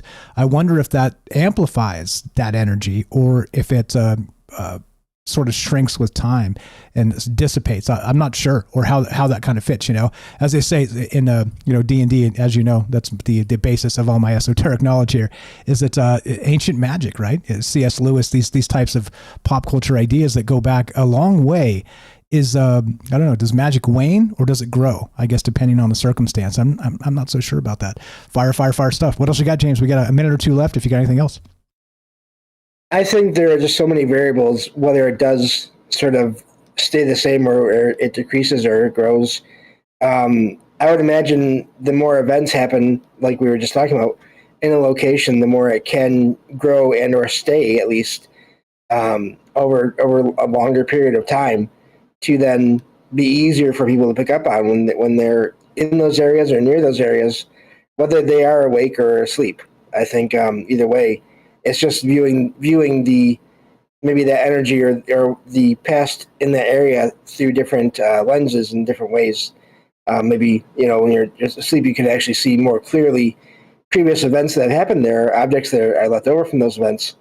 And then when you're awake, you have more of your residual apparitions or feelings that you have when you go through an area, that kind of thing. That's just where my mind goes as far as the paranormal information that I've sort of gathered over the years and relating to this topic. Absolutely. And you would know, James, of course, you know him, you love him, the paranormal expert of Troubled Minds, a dear friend, the glue of the show, and go check out his podcast, his radio show, all the rest of it at troubledminds.org/friends. It says follow James here. Please do that, or troubledminds.net/friends. Follow James. He's got a link tree. Go check out his books. He's written a book recently. He's working on new books. Always new stuff coming out. He's got over 700 episodes on his podcast feed. Please, please, please do check it out. He's talked about all manner of actual paranormal stuff. And that's why, again, he doesn't like to call himself a paranormal expert, so I'll do it for him because I think it's absolutely the case. When you spend that much time actually researching this stuff, eventually you become a qualified expert. In my opinion, you're the best, James. I know. You defer. I know. And I will sit in and talk with you more at this time. Appreciate you very much. 702-957-1037. Click the Discord link at troubledminds.org. We'll put you on the show. What do you know about this? We're talking Oneiric archaeology, exploring the super dream. A lot of ways to take it. What do you know? Be right back. More Troubled Minds coming up. Don't go anywhere.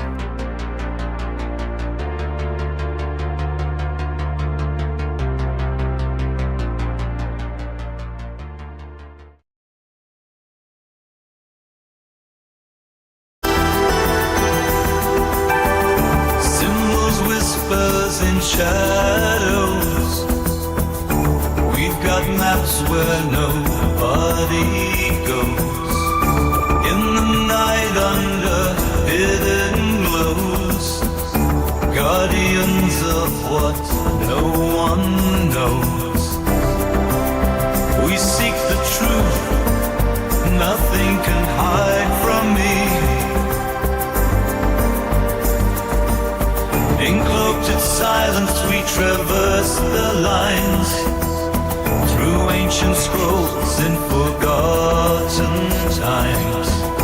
Voices echo in the halls of lore, guardians of the mysteries evermore. We seek the truth, nothing can hide from me.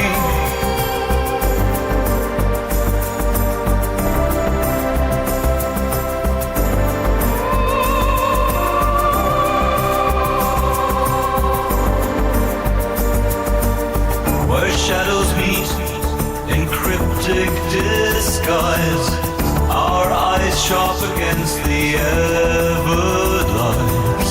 With silver threads we weave the stealth to guard the past, forgotten well.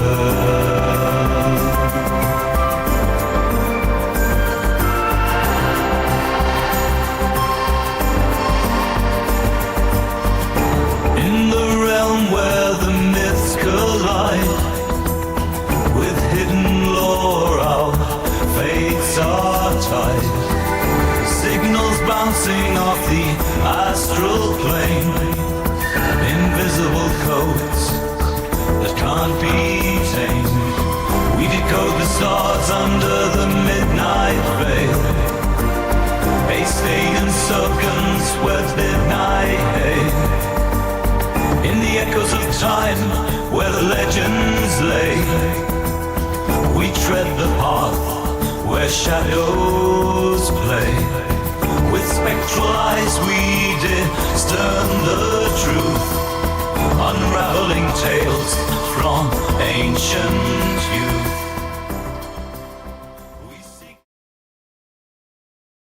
Hello, Manuel Fade on that AI song. Hope you're well tonight. We got Austin coming up in Michigan. That's Enoch on Discord. What's up? Who did I miss? We got Joe in Florida. What's up? Hey, Don, Joey. Thanks for the tweets over there, the posts on X, Joey. I'm reading them. Appreciate that. We got APOC. Matt Sales here. What's up? Daryl, Sweets, Shalabon, that's Eric. What's up? Enoch. Talk to you momentarily. Michael W. Kramos. I see you guys. Kelly's on the line as well. He'll be next. Hope you guys are doing well tonight. Just doing what we do. Go into the most granular level as necessary to talk about wild things and consider them in ways people haven't yet. And I think there's something to this anesthesia dream therapy, and of course, even dream archaeology. What do you know?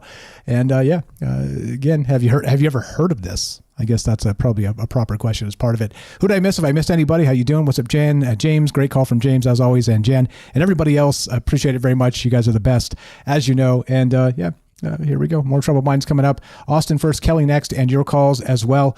What do you know? Is this real or not? Somewhere in between. And what's up over there on Rumble? Who did I miss? Cubs Future Ephemerance. How you guys doing? Raz, here we go. Troubled Minds, Hikers here. Happening right. Oh, no. Yeah, right now.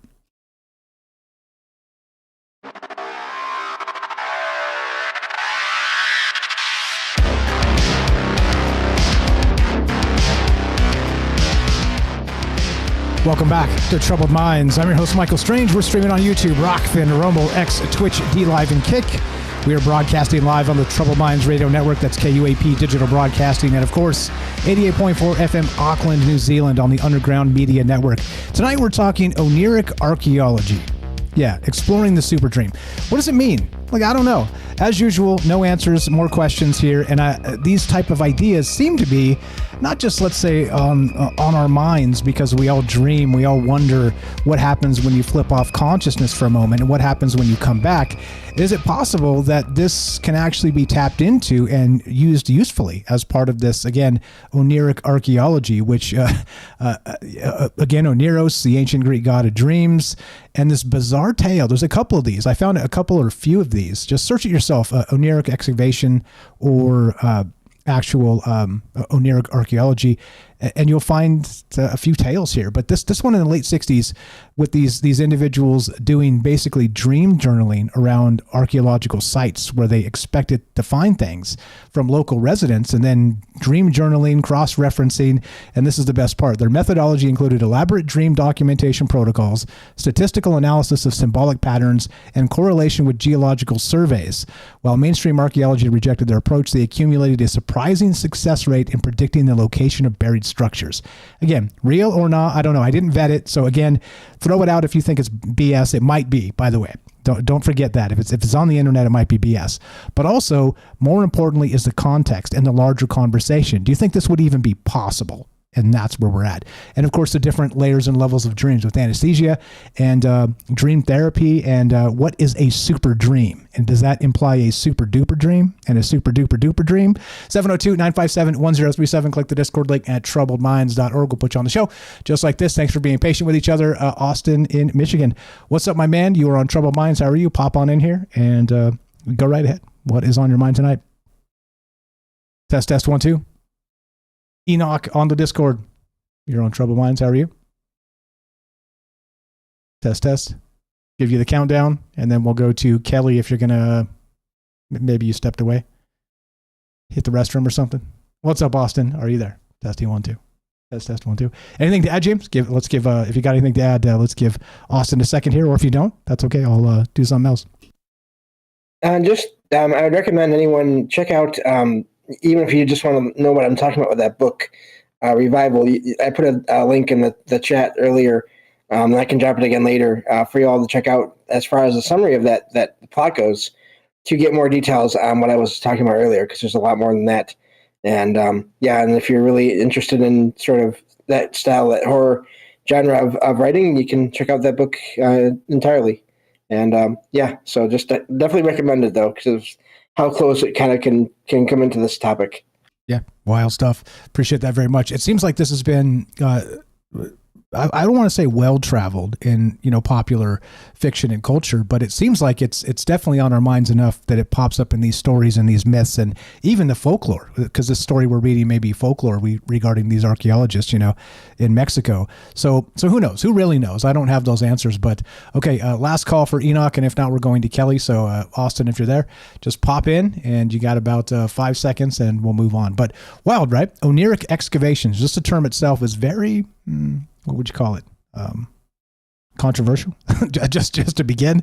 Which hey, that's really our space here. What we do. All right, I'm gonna bump Austin back there and put your hand down. Put your hand back up when you're ready to come on here. We'll go to Kelly. Thanks for being patient, folks. 702-957-1037. Click the Discord link at troubledminds.org. Kelly in Colorado. What's up, my man? How are you tonight? What is going on with this? And go right ahead. Good evening, Michael. How are you doing? Oh, just fine. How are you? Everything's good.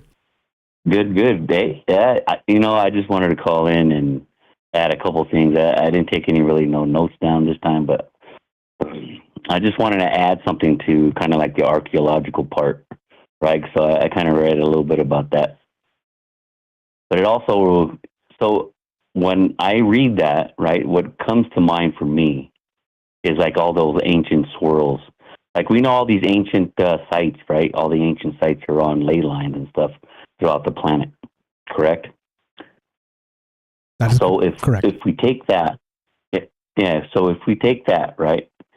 So if we take that and then you see all these other swirls, like I'll give you examples. Let me pull them. Let me pull some of these up. But I want to give you some examples of what I'm talking about. But you find them all over. And some of them look like I don't know, people say it's like electrical symbols and stuff. But again, when we talk about, just for the show perhaps, is like when you see these, maybe these are kind of like what they're talking about when they go into these dreams, right? Are they seeing these things, or is this like a representation of a swirl that they're like seeing within their dreams? You know what I mean? Like maybe it could be part of their dreams, or maybe that's what takes you into your dreams, right? But they're like, I mean, I'm still going to load a couple on Discord. You could share these, but what I'm saying is like nobody really knows what the meanings of these swirls are, right? And they're prevalent throughout all the ancients, right? Again, ley lines. All these ancient places are on ley lines. So if that's the case, are they seeing stuff like to help them, like their guides come across? Because you hear people talk about, all the time, like they had maybe guides or they spoke through something and they were talking to somebody on the opposite side.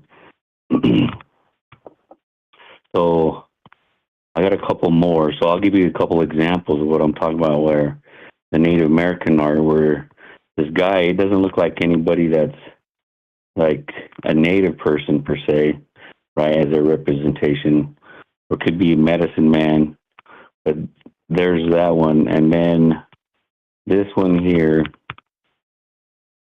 I believe this one was in Turkey or over in Mesopotamia area in Iraq back in the day, but these are like a creature, a guy, but he's in the same pattern. Like on his chest, it kind of looks like the swirl, but if you zoom in on it, it looks like a pyramid coming off his chest. And then the guy, like, even like the whole thing, like, I don't know if it looks like he's vibrating or if it's like just like part of the swirls. Like if you're seeing something within your dream, is it, like a guide that's going to guide you through, or is it, you hear other stories too, where like, this man was claiming that when we dream, we actually die every night, right? So I don't know if it's more or less an outer body experience or you're just totally somewhere else. You know what I mean? You're not. That's the whole like unconsciousness. You got consciousness that's got the whole brain, but when you're using that side of your brain or part of your brain while you're sleeping, they say you're asleep, but there's no movement, but they record some of that stuff, through EKG monitors and stuff like that. But when you're moving out, then you hear like people that do out of body, they're connected to a cord. Is it because that way that people know that they're using, that you're using your vessel? Or because if that wasn't the case, somewhere to like bring you back to your own body, maybe someone else could, do like a step in, right? So thinking about it in the dream wise, like in, using that wise, ways through like finding ancient sites, kind of like what this guy was doing in Mexico, right? So is it like that? Is it like you're, somebody's helping you, showing you, right? Or you're just doing it yourself, where you're out of body experience, you're out of body, or you're out of your vessel and you're just being your true self, roaming, all over the place. That's how I kind of feel with dreams, right? But I don't know, it was kind of weird. Like I would tell you that one time years ago that I had that dream I had. It was like it wasn't every night that I had this dream, but every time I dreamed, it was the same dream for about a year straight. I don't know, it was crazy because I would always start at the beginning, but it ended up going further into the dream, like for places that I wasn't seen before in the prior dream that I had. It was crazy, man, but I don't know. For me, sometimes maybe that's, another life, or maybe you're seeing another, I don't know, maybe your dimensional self, right? You're seeing through the veil and you could see their life. I mean, that's another theory right there, I guess. Yeah, absolutely. Thank you for sharing those images, by the way. So the most recent one he dropped in the Discord is the one I have on the stream here. Do go join the Discord if you have not. There's a lot of great information that flows through there, basically 24 hours a day, because we got people as part of this community that listen all over the world. So come in. The only rule is just don't be a D-bag to people. Just be nice. And if you shouldn't say it, don't say it. It's easy as that. Clearly we're dealing with some controversial stuff here, idea-wise. And so, recognize that your take is valid, but you might be wrong also. My whole vision of being here is I'm wrong to start. So let's just throw the ego out and talk about possibilities. That's exactly it. But fire stuff. Yeah. Regarding the archaeology stuff, do you think that like this, maybe this might be a science of the future where they're taking notes on these people's dreams and then finding, buried treasure or something? And I say that with the most respect, because our deceased ancestors are not treasure, but you get what I mean. What's your take on that? I don't know about that. Maybe people that, I would have to ask my brother, because he does all that out of body, like, we talked about. He's all, went through all those classes and stuff, but I don't know, man. I don't know if he could do that, because if he could, why ain't anybody hitting the lottery like that? You know what I'm saying? Yes. No one's like hitting all the numbers or, hitting like, who knows? Maybe they are and we just don't know. You know what I'm saying? Because there have been people that win multiple, and they say that they have a technique, and who knows? But I don't know, man. That is a good question. I could probably throw across my brother's table, see what he says upon that one. But again, with the drug part, because we're using like drugs, I guess more or less man-made drugs per se, but it's using, obviously some kind of plant life or something to, knock you out. You know what I mean? Those drugs they're kind of acting like the same drugs that you find, hallucinogenic wise, but it's strange, like, because there's times I had a couple surgeries, and then coming out of them, it's like you don't really remember nothing. It's, I don't know. I never really remembered. I didn't dream or anything. I mean, you're like totally out. It's like you're put yourself in a box and you have to wait there in a black room or something until it's ready, and then you come back out. But then it's like time travel too, right? As far as I can remember, like I didn't remember anything. It was like, bam, you're out, bam, you're awake, and you're in the car headed home, and you're like, what the hell just happened? Like it felt like no time passed whatsoever. That's the wildest part, right? Mm-hmm, yeah. That's what I'm talking about. It's like you don't remember nothing, you know what I'm saying? Again, because I've had some deep dreams where, or just quick dreams, you kind of remember, or some real deep ones, the ones that have meaning, the ones that feel like they're real. Like I say, those are, different type dreams. But like, yeah, when you go out with those type of drugs, and I don't know, because I've tried other like mushrooms and stuff like that personally for myself, just to see what the effects were, and but because those hallucinogenics are a little different than from like, say, cannabis. Cannabis is, but like when you're eating mushrooms, and these things, again, these are all natural. They're plants, they just grow. They're just like that, you don't need to do anything to them. But to go on those trips like that, it's different, man. It kind of like what they say, it resets your mind, it puts you in a different like, I guess, realm. You know what I mean? Because you could feel everything around you without even being in your body, but you're in your body. You know, I don't know. It's kind of hard to explain with that one, but yeah, to be on those drugs for me, like, yeah, for me, I don't remember nothing when I take those type of drugs. Yeah, which is a great... when I had surgery and stuff. Yeah, but it was during surgery, so that's what I'm saying. Right, as it should be. Make sure you to talk to a doctor that you trust before you change your diet. All the disclaimers apply. Don't do drugs, kids. 100%. All that. Remember the DARE program from the 80s? Yeah, don't do drugs, kids. This is your brain on drugs, frying the egg. Yeah, fire stuff. Kelly, we got calls to get to. You tell me if you're done. If you got more, go right ahead. No, man, I'm pretty much done. And like I said, I didn't take no notes, so I'm just kind of winging it tonight. So, but I just wanted to add that to it. You know what I mean? Because you were talking about ancient sites, and these ancient, these swirls are happening everywhere. You know, you can just look them up. Just look up swirls in ancient sites, and they'll bring them up everywhere. I mean, and again, ley lines, ancient sites all go together. Then you have these things of what they're talking about. Is it a jump gate, or is it, and these people that live around those areas. Those areas where people like mostly hung around. That's where people were living in these towns, cities, or states, stuff like that, all the way through the ancient times. You know what I'm saying? So I just wanted to throw that kind of. I don't know if it's the connection. I just wanted to kind of throw it out together, just so people could take a look at that as well. Fire stuff. Appreciate you very much, brother. Be well, sleep well. Thanks for calling. Tell Michelle we said hi, and you have a great night. You as well, man. You guys have a good night, everyone. Thank you. That's Kelly in Colorado. You know him, you love him. If we ever had a first caller, it was him. He called back. He's been a good friend for nearly 7 years now, and always a fire take. Always again, throwing in his 2 cents, and it's quite a bit more than 2 cents.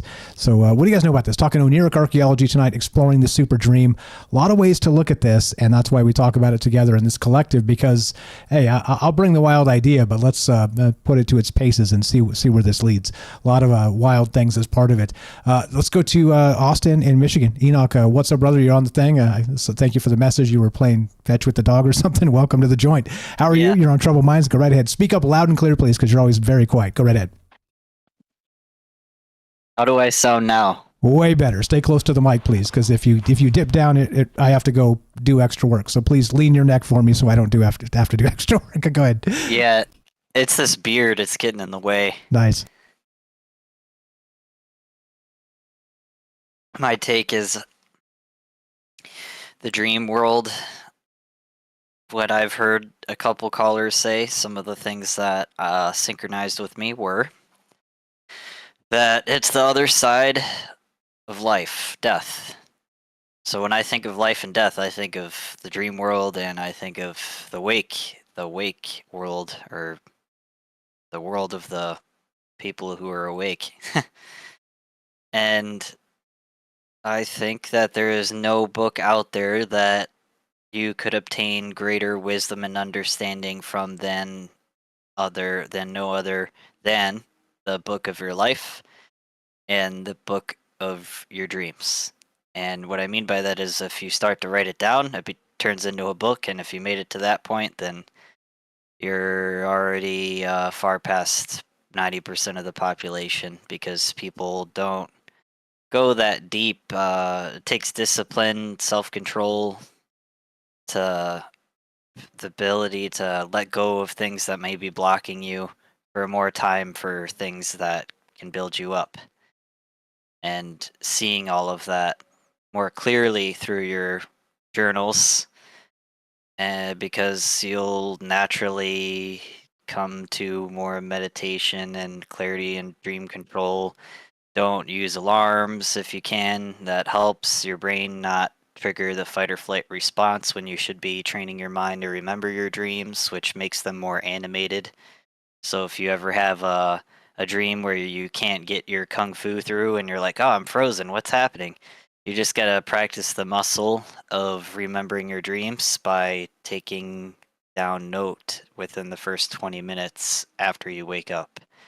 And within only a couple of weeks, I guarantee anyone who practices that will solve the errors in between their movements or functioning objects like you would in real life, instead of with like blanks and static or freezing glitches. Minimize the glitches in your brain dream world by building yourself up in the physical world.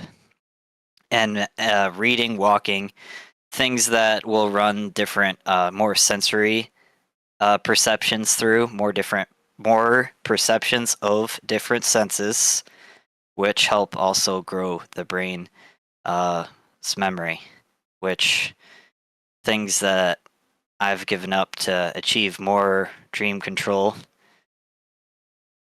I'm not really going to get into right now. I guess I could. I mean, I gave up my phone and all illusionary things and just decided to practice mindfulness with all my spare time. And I'm able to help others a lot more because I've went deep to myself so I can see others a little more deeper, especially when you refrain from judgment. Because I think that is the biggest blinder when you're observing. What you're observing is the breathing, the intention, and the movement. And that is with yourself. That's what I practice with myself, and because I practice that, I can see that more clearly in others. Yeah, well said, all that. It is, once again... in the dream world, too. Yeah, okay, and I guess that plays, right? Because it is the duality of us. Yeah, my dreams have been way more epic. Really? Unbelievably epic. Yeah, like I get way deeper sleep than I ever had in my life. Like sometimes I'll sleep like 10 hours and it was just a solid... The dreams, I'm not doing the note like I should. I'm still able to recall, and I have my animation because I started with that. I do. That's how I got to the level where I'm in now, but I know I can go a lot further if I would continue to practice the disciplines that got me to where I am in the dream world initially, which was what I just shared with you today. Fire stuff. Wow. Which is, again, a lot of that is, we should be doing on a daily basis. It is, at the core of what it means to be human. I'm always talking about this stuff because it's easy to kind of not be mindful and just let emotions take control, to let all these other things, right? Let somebody do something that has nothing to do with you, that you take personally, that is not personal whatsoever. They're just going through their own stuff too. There's just a lot of energy out there kind of flowing like the ocean. And if you, kind of go without a direction, without a plan, moreless, as they would call it, then you would end up, taken by the resonant energy of society and not your own, which is, again, one of the most important parts of these conversations. Don't forget that I do this because I think it's important to be human as much as possible and not to forget it, because we are moving into that transhumanist future where we have challenges, because we're going to lose what it means to be human, and recognize that's been a core tenet of this show for a very long time. So fire stuff, brother. We got another minute or two left. That has been my main... Yeah, go ahead. That was my main concern. Before I practiced all of this, that was my main concern. Amen. As it should be. As it should be. Regarding the other archaeology part in the dreams, do you think it is possible to get sort of resonant energy and be able to cross-reference dream journals in a geographical space and find hidden treasure? Does that sound ridiculous, or does that sound like it might be possible? Oh yeah, I think there's a lot of similarities. When you learn your own dream language, you realize a lot of people have similar language of their dreams. Like tables usually represent what's on the mind, like stuff like that. Or like how a different object, I'm saying like a lot, that's something I don't want to continue to practice. It's easy to change up, you just take a little pause. So where I'm getting at with this is it opens you up more to the signs and the waking world, also to the signs in the dream world. The synchronicities are there. So when you understand, you have like a almost, I don't want to say this in an insulting way, that doesn't mean to be that way, but I'm going to say infantile, because it's like when you were a baby, you had simple understanding of what things were in some way, and you related them to your emotions like automatically. And that's where that starts, and it grows, and everyone like kind of just has that. You know what I mean? So they have similar reactions to similar objects emotionally, just the shapes, the geometry. So you could say, and then, you know, all homes are loaded with all kinds of geometry these days. I mean, they've always kind of been, it represents your own mind. Our homes represent our mind. It's supposed to be like our place, our sanctuary, or, yeah, we've had a lot of great callers and about this stuff. I think Matt has came on the show lots of times talking about the sanctuary, like this book. I still got to look into it. He told me so much about it that I just felt like I got a lot out of it, but I know there's more. I'm sure it's a book. You know, you can't miss out on a good book if you want that extra knowledge there, because it's all there. You smell the pages. They go into so much detail you could never really put it into a show or a movie. You know, I don't know if anyone ever had this in class growing up or even went to school or whatever, but we would have those experiments where we would like watch so we watched War of the Worlds by H.G. Wells, and then we read the book. That was what I did that a few times throughout elementary, junior high, and high school, because I guess the teachers were in the same clique. I don't know. Weirdos. My kind of weirdos, though. I know, but I'll share. Yeah, how does that affect the dream world? That's a good question. Or yeah, because that's deep. That was a while ago. Yeah, did the dream world infect them? And that's why. A lot of ways to look at it. We're out of time, brother. Appreciate you very much. Thanks for the call. Have a fantastic night, and always a pleasure. You're the best, brother. You too. Thank you much. Thanks a lot. That's Austin in Michigan. Enoch on the Discord. This is Troubled Minds on Michael Strange. Be right back. More dream archaeology and your calls. We've got Eric coming up, more from James and you. If you've got it, don't go anywhere. More on the way.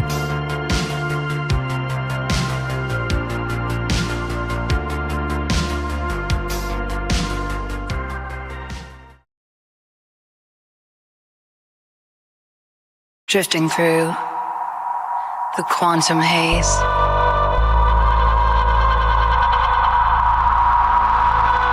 Mind entangled in a daze. Whispers in the neural mist. Echoes of what might exist. Lost in time in this web we spin. It's alright beyond our skin. Consciousness forever twined in the dark unseen. Quantum dreams, we're all connected. Though we're scattered, we are reflected. Frequencies that pull us in. Parallel worlds kept within. Synapses that intertwine. Fragments of an endless line. Feel the pulse of a distant star. It's alright, we are who we are. In the void we find the light in tangled hearts. Quantum dreams, we're all connected. In the silence, hear the call. One by one we rise and fall. Quantum minds forever near. In this world so clear. Quantum dreams, we're all connected. Though we're scattered, we are reflected.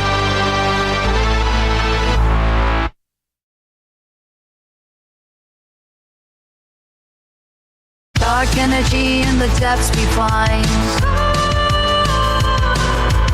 Mysteries of the human mind. Particles that drift afar.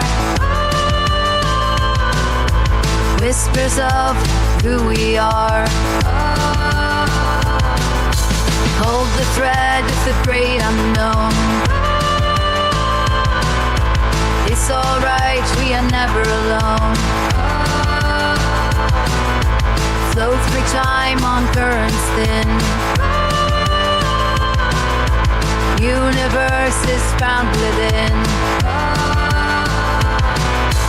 Feel the echoes of the past. In this moment, futures cast. Through the veil of the space between. It's alright, life's a lucid dream. Indeed, or so we're told. What's up, guys? Hope you're well tonight. We got more from James. We got Eric first. We got Kramos and your calls coming up. I don't know. This is a weird one, right? Like I said, think about just the world in the most granular sense. And there's so many fascinating angles to really tackle, to think about, that probably don't get, discussed this way. Like I said, is there a more weird, awesome group out there on the interwebs? I would venture to doubt it. Thanks for being part of it. Thanks for caring about the ideas and taking them seriously enough to consider them. And that's, like I said, a dream come true for me. So thank you for that. Who'd I miss? Thank you for all the X posts, the reposts, and all the things over there. Appreciate you guys a lot, and all the great chat. And thanks for being nice to each other. Like I said, it's very important to me that we're able to get together and agree or disagree or whatever, and then still, not turn into the foaming at the mouth political idiots out there that are doing this every day. So yeah. Let's keep it up, keep on trucking. Great calls from everybody as usual, and thanks for being part of it. Who'd I miss? What's up, NY Debs? What's up? How you doing? What is going on? We got Sweets. Who'd I miss? Let's see. Who'd I miss? Scrolling up. Eric, how you doing? We'll talk to Eric momentarily. He's next up. We got Kelly. Thanks for the call. Fantastic stuff. What's up, Jen? I see you there.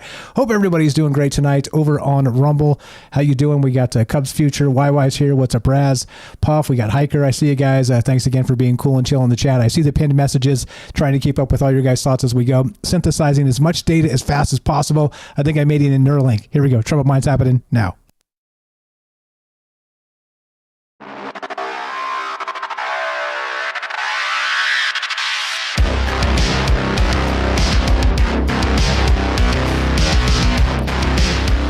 Welcome back to Troubled Minds. I'm your host, Michael Strange. We're streaming on YouTube, Rockfin, Rumble, Twitter, Twitch, D-Live, and Kick. We are broadcasting live on the Troubled Minds Radio Network. That's KUAP Digital Broadcasting. And, of course, 88.4 FM, Auckland, New Zealand. Tonight, we're talking Oneiric Archeology, exploring the super dream. What the hell does that mean? How about this? Could anesthesia truly unlock doors to our collective past, predict our future, or even let us wander through quantum realities within our dreams? That's what's on my mind tonight. As usual, I'm a weirdo, proudly. But I think these ideas, like I said, if we don't dream them today, the scientists and the engineers and the actual innovators can't build them tomorrow. So we're doing our part, pumping ideas into the zeitgeist, looking at things differently. And don't forget, it's okay to be different. That's exactly the point of this, and exactly what is. I've always been a little different, and I'm sure that probably doesn't shock you, and you probably have too, and that's why you're here. Like in the intro of the show, it says you're here for a reason. So yeah, we'll talk about that another time. I'd love to hear your thoughts on this. 702-957-1037. Click the Discord link at troubledminds.org. Anything, James, before we go to Eric? Just great calls from everyone. Also, it's funny. I haven't had many operations. I think I've only been under anesthetics once, or anesthesia once, when I had my tonsils out. I don't have a lot of memories of being a kid, but I remember how weird that was, because I was in there and they were getting ready and they did the countdown thing, 3, 2, 1, and I was out. And then I was back, and I know hours passed because I was told that after, but it did not feel like hours. It felt like minutes. And I woke up and I was in just a hospital room after recovering.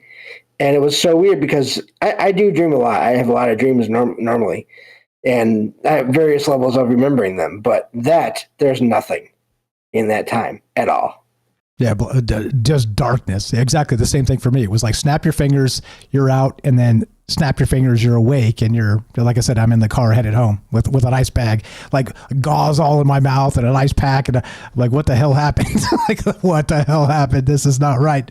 So that's what I mean. That's the only memory I have of this. And so, I don't know. What does it look like? And switching off consciousness probably has some larger implications. I don't know. What are your guys' thoughts on this? Take it anywhere you like. Nonlinear, open-ended. You're the best, James. Appreciate you. 702-957-1037. Eric in Florida. What's up, my man? You're on Troubled Minds. How are you, sir? And go right ahead. I am living large in the land where allergies don't sleep or dream. Nice. Well, that's. But aside from that, I'm doing fine. Right on. I'll take fine. I'll definitely take fine. What's your take here? There's a lot of ways to tackle this, and as you know, we're open to much of it. So, what do you got? Go right ahead. Well, I've heard you ask a couple of times if that was like an isolated incident in terms of them using dreams for archaeology, but it's not. That happens in Greece a lot. The Oneiric archaeology, it happens in Greece. One of the more famous places is a place called Amphipolis, where they had used Oneiric archaeology there, and they've done it in other places. The etymology of that word is oneiros, which is just a Greek word that means dreaming, but it's closely associated with nos, which means wisdom, and that's where the word Gnostic derives from too, for the Gnostic texts.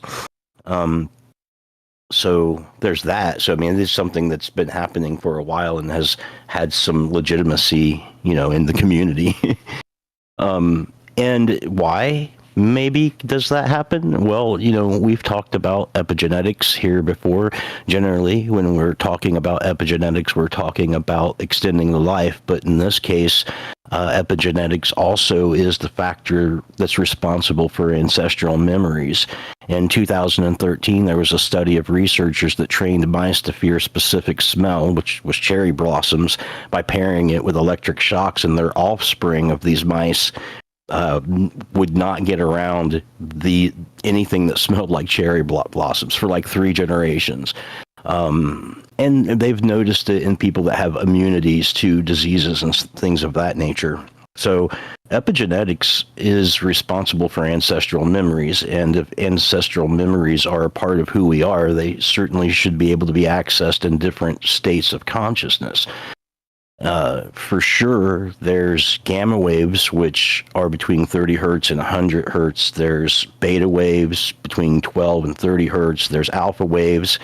There are theta waves and delta waves. All of these are different hertz going down the scale. So like your alpha waves are when you're awake and doing cognitive tasks, and beta waves are like thinking and problem solving and that sort of thing. Theta waves are like deep meditation, intuition, dreams, subconscious access, that sort of thing. Delta waves are solid REM, going into REM sleep. And then there's like other brainwave states like epsilon waves, which are below 0.5 hertz, and lambda waves, which are over 100 hertz, which have been reported in deep meditation. Ultra low frequencies are deep unconscious states, like somebody who's in an induced coma can have epsilon waves.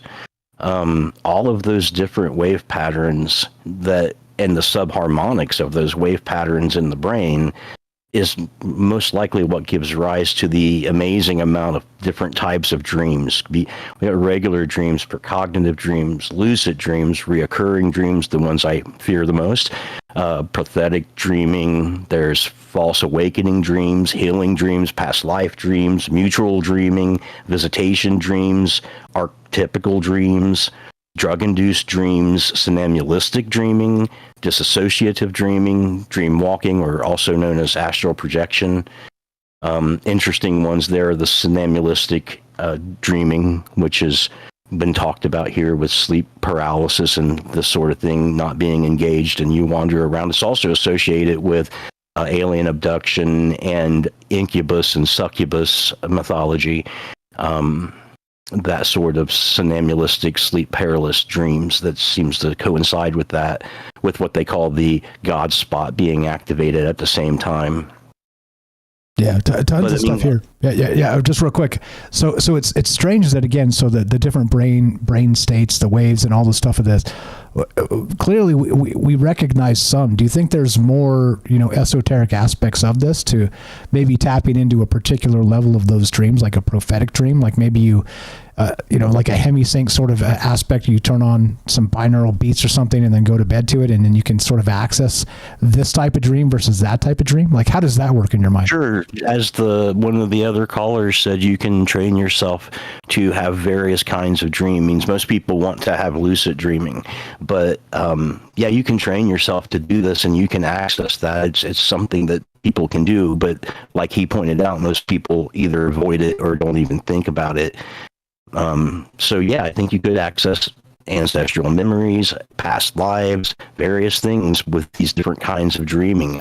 It seemed like things like precognitive dreaming and reoccurring dreams, which are so scary, right? Because like that other gentleman said, they can last a year or two, and I've had 2, and they were terrifying just because I couldn't go to sleep. I knew every time I was going to go to sleep, I was going to have that dream that freaked me out because I didn't even know what the dream was. It was so esoteric, and eventually I got control of it, and it went away and never came back. But it's just, all of these things that change the whole concept of the Oneirics is that what was called Van der Waals forces, or also known as London dispersion forces. And that's where 2 molecules at the same time become polarized. And that's what happens when you take anesthetic. It depolarizes lost molecules inside the same area that we've talked about that OrcoR is concentrated on, which is the tubulin of the cytoskeletal structure of a cell that's inside of the neuron of the brain. And like many people have described, for most people, it's like a complete disassociation with locality. Your conscious becomes a non-locale situation and not experiencing time, much like near-death experiences and that sort of thing, until you're revived and that gate is taken off. And as other people have pointed out, it screws your internal brainwaves for a really long time after that until things start humming right again. Some people have experienced weird things up to a couple of weeks after they've been under anesthetic. That's why it was the basis of OrcoR in terms of a theory. Stuart Hammerhoff and Roger Penrose. Roger Penrose, of course, holds the seat at Oxford, I think, for astrophysics, but Stuart Hammerhoff was studying fast-dividing cells and the way cells divide through the cytoskeletal structure before a cell is created and then divides. So he was studying that, and then he went into anesthesiology, and he started studying London dispersal forces and the effects of what anesthesia did to the brain, and collecting all these. In fact, he's on DMT, the spirit molecule, which is a documentary on Netflix, and I think for free on YouTube. But he's actually on there. He's done TED Talks and stuff too. Yeah, I'm familiar with a lot of those guys, and most of those concepts, as you can imagine, talking about weird stuff for all these years. Not all of it, though. And so the question for me becomes, the dream state is clearly something we all share. Do you think it's a place? Do you think is it locked in our mind, or is it an actual place, sort of D&D style, like a manual of the planes or something, where you have the different the elemental planes and whatnot? Is there a dream realm? You think there's actually a place we go to? Yeah, go ahead. That sounds synonymous to me. I mean, regardless of it's a frequency of consciousness or an actual physical or metaphysical construct that you would go to, either way, as you pointed out, it is a human denominator. No matter what culture or religion or beliefs that you have or political bent, everybody dreams, and everybody has these same kinds of dreams, and they can be categorized. And so it's definitely a universal experience, just like near-death experiences, regardless of religion and belief. So yeah, I think there is a place, if you want to say that you go to. I think it's just semantics saying that it is a place or something you would go to. It also could just be a frequency that you are able to tune into once your conscious is delocated from your physical construct of your brain, which OrcoR says is a conduit between the macro world and the quantum world, or the physical world and the metaphysical world. Yeah, fire stuff. You always invoke OrcoR. I don't know what that is. Can you explain that to knuckleheads like me? it's a theory of quantum consciousness. In the past, people believed that the idea of consciousness was an emergent property, generally an emergent property of the number of computations that could be done in any kind of a system. So, if you do enough computations, you'll just suddenly gain consciousness. That's what they were actually hoping for with AI, that at some point they would reach this benchmark that they had set. And once they did with computers, it just didn't happen. So they had to go back to the drawing board and figure out how they were going to construct AI, which is how they're doing it now. So that's when the normal theory started taking a hit about, well, maybe the emergent property of such calculations doesn't just mean you're going to be conscious. And maybe there's different kinds of consciousness, but at any rate, people started looking, and there's probably 15 different theories on quantum consciousness. It's just that OR tends to be the one that's the most tested so far. But still, there are detractors to it. I mean, it's like saying that the wet, warm brain can act as a quantum computer. And the thing about that is quantum computers are held to being at 0 degree temperature, so that dissidence slows down to a point where quantum wave functions aren't in a state of collapse.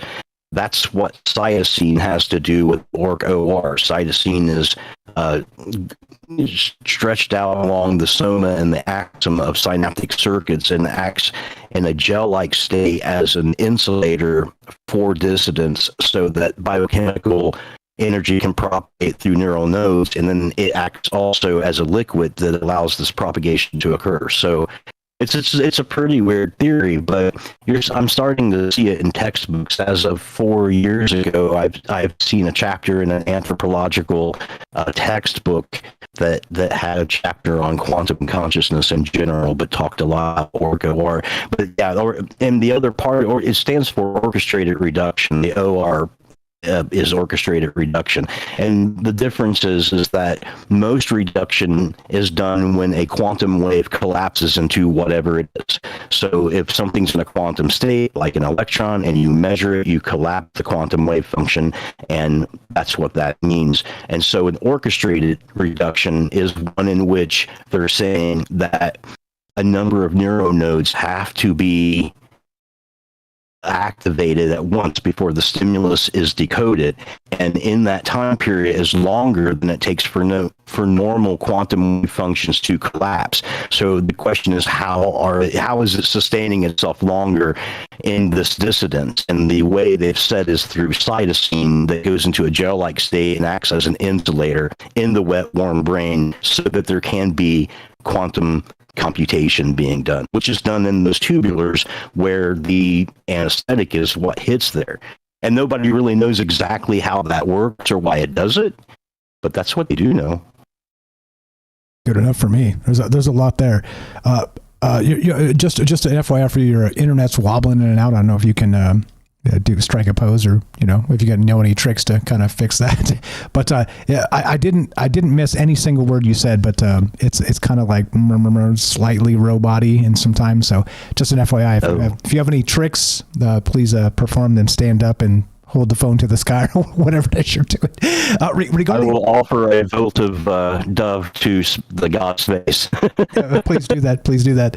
Yeah. Regarding the archaeology part of this, and sort of that collective subconscious that we tune into, and maybe resonant energy of these artifacts or the burial mounds or whatever this is, what's your take on that? It seems like this type of stuff is, I don't know, like an as yet undiscovered science that, as you described, it's not, these aren't the only tales of this, and it is very woo, but it also seems like with human resonant energy, if it does stick, and there's some pseudoscience that goes into this, the stone tape theory we've talked about, not stoned ape, stone tape, where sort of these rocks collect resonant energy, human energy, trauma, strife, whatever, victory, whatever it is, right? Nike, when you show up and they die at the battle marathon, all the rest of that stuff.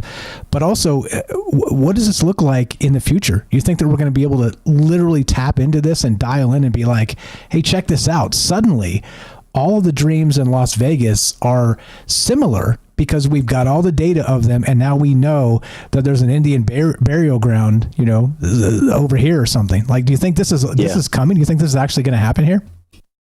Yeah, I think eventually it will. I mean, it's a lot like satellite archaeology. That's a real new thing, but it's something that's proving to be extremely valuable in finding ancient trade routes and ancient riverbeds and that sort of thing, which leads to cities like the city of Uber was discovered with archaeological satellite.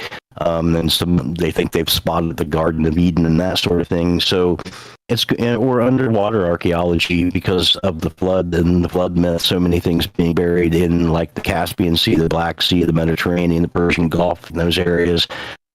This is just another tool in the archaeologists or the historians' tool belt. And I think eventually there will certainly be, I mean, there's people right now that embrace it and utilize it and hone it. It can only grow, right? I would hope so. I would expect so. I'm here for the magic. I want the science to meet the magic, and for us to be able to say, "Yep, I told you so." I told you so. It's coming. Arthur C. Clarke would be very happy. It feels like it. It certainly feels like it. That quickening we're always talking about. What do you got regarding any of the rest of this? A lot of ways to look at this. A lot of ways to take it. And what you got? Go ahead.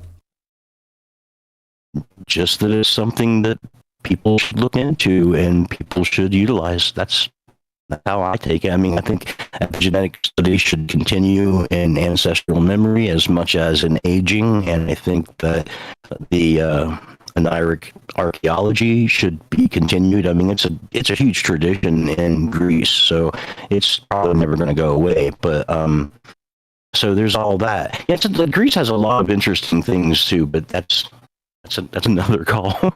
Yeah, a whole other thing for a whole other time. That's cool because we'll certainly get back to that. I do recognize that you've got some credentials there, and you're a historian, and specifically Greece, Egypt. What else have you studied that's probably very troubled mindsy? I'd love to hear that real quick if you can tell us what you've studied recently. Just mostly Sumerian, Babylonian, and Egyptian and Roman culture, history, and mythology, and that sort of thing. Just mostly those places. Not as much Greece, actually, but I've taken like 2 seminars on it. But I was, even before I had went to college and stuff, I was really into those other places. Yeah, it's weird. It kind of feels like, one of the most magical moments of my formative years was, and I've told this story a few times on the show, is that I was in elementary school, and near the end of the year, they would have this, she seemed ancient at the time, but this old lady come in, and she seemed like she was 150 years old. She was old, objectively old. And we were elementary school children. I was 8 or 10 or something. I don't even know how old I was, but it was one of the highlights of my life because she would come in and she would read us Greek mythology, and we'd all go to the library, and there'd be, multiple classes there, kind of just chilling, sitting on the ground. And she'd bring a book, and she would just tell us the tales of the ancient ways. And there's just something so magical that resonates in sort of the human heart and the human mind based on that stuff, because I think we recognize it. I think we recognize those archetypes. I think we recognize, the hero's journey, Joseph Campbell. Yeah, you're taking that. We got a couple 3 minutes left. Yeah, go ahead. Yeah, just what you said, Joseph Campbell and Jungian archetypes and dream interpretation. That's like your normal dreams. That's not weird like all the other categories, but the ones that have the symbolism that's quasi-personal to you. But there's also, it's mixed with archetypes that were first identified, I think, by Freud and then sort of refined by Jung. But Jung was very metaphysical, right? He was also the guy that came up with synchronicity and that sort of thing. So he was heavy into dream interpretation, and there are mythological, temporal archetypes that should stretch back throughout history if epigenetics is real, right? Yeah, well, I mean, I think there's no doubt that it's real. I think the level, the depth of what it means, I think, is to be determined, right? To check back at a later date type of stuff. But yeah, it's certainly real. But I mean, how much of that is resonant? And like one of the first times you called there, and again, thank you for calling and contributing here. We talked about that the dreams of our ancestors. I wonder if that is baked into our epigenetics in some way, and maybe that's why we resonate with these archetypes and the hero's journey and all the stuff, and why there are sort of the backbone of storytelling that makes us human. It's wild to me. What else you got regarding this or anything else?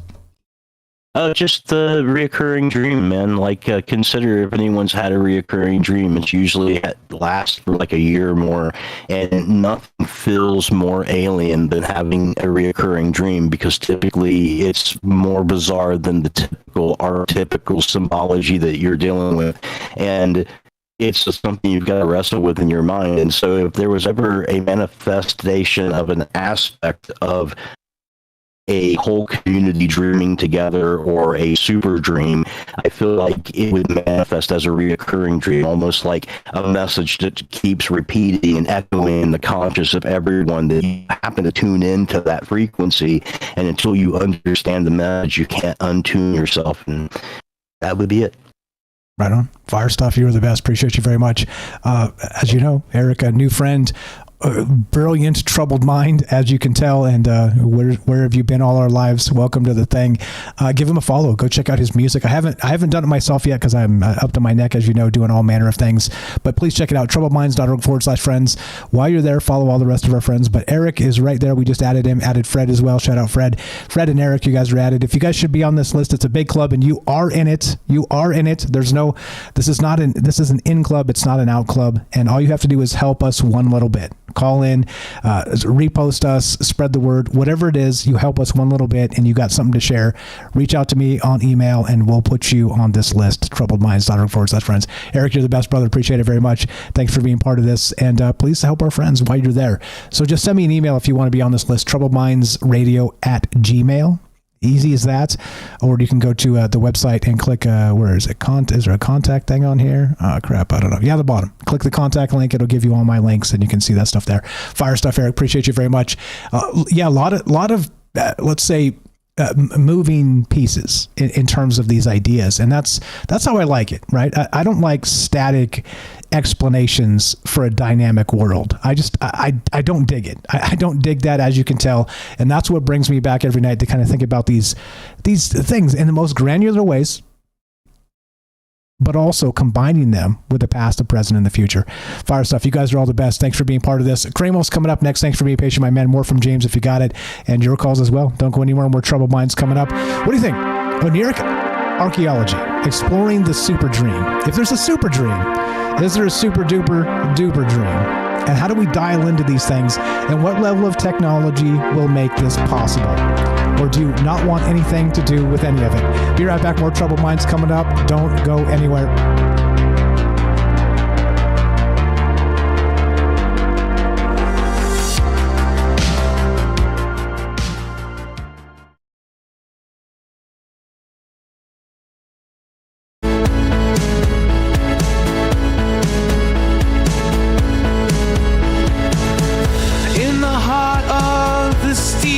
Jungle, machines hum a digital rumble.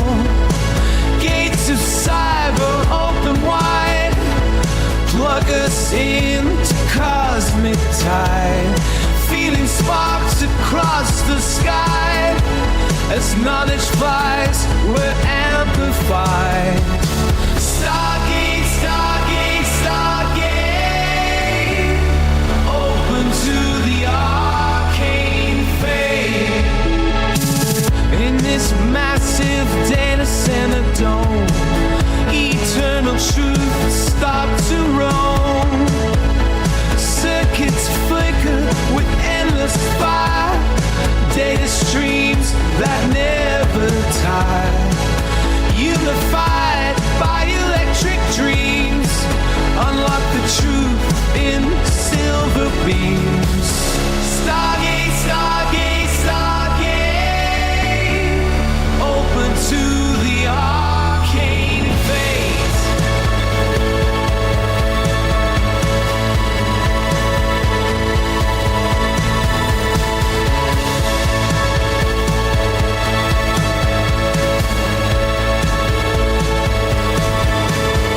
Synthesize what we seek and find. Infinite paths in the network mind. Answers buzz from star to core. Knowledge whispers evermore.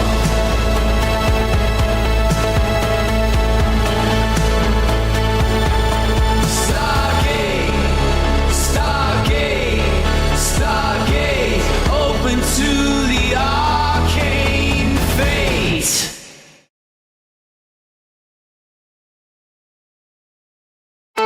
In realms where the data streams collide, imagination and logic side by side. In a labyrinth of digital maze, we transcend our earthly ways.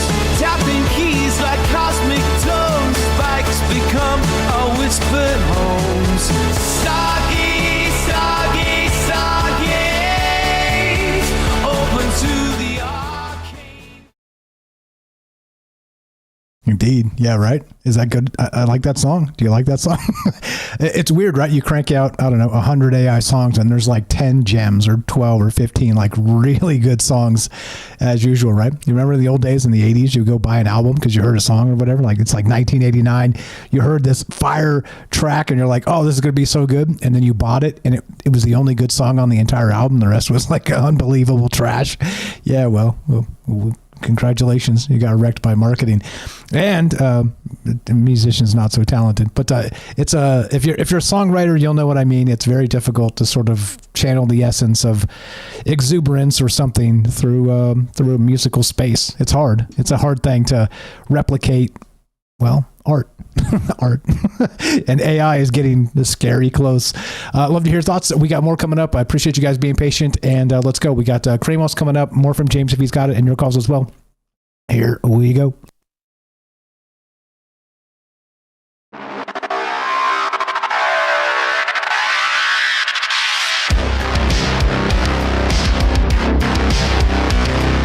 Welcome back to Troubled Minds. I'm your host, Michael Strange. We're streaming in all the places, doing all the things. 88.4 FM Auckland, New Zealand on the Underground Media Network. Tonight we're talking Oneiric Archeology, exploring the super dream. Now, what level of dreams are there? We started tonight with the idea that this emerging world of anesthesia dream therapy, okay? And in some cases, they're calling this the super dream. The links are going to be in the description down below if you want to check this out. But if there's a super dream, there's a super duper dream. If there's that, like how deep do these levels go? And it's very Inception, right? It's very Inception because remember, they were dreams within dreams. They were layers deep, and they had to bury an idea in the plot of the movie Inception. Spoiler alert for what, a 10 or 15 year movie, whatever it's been.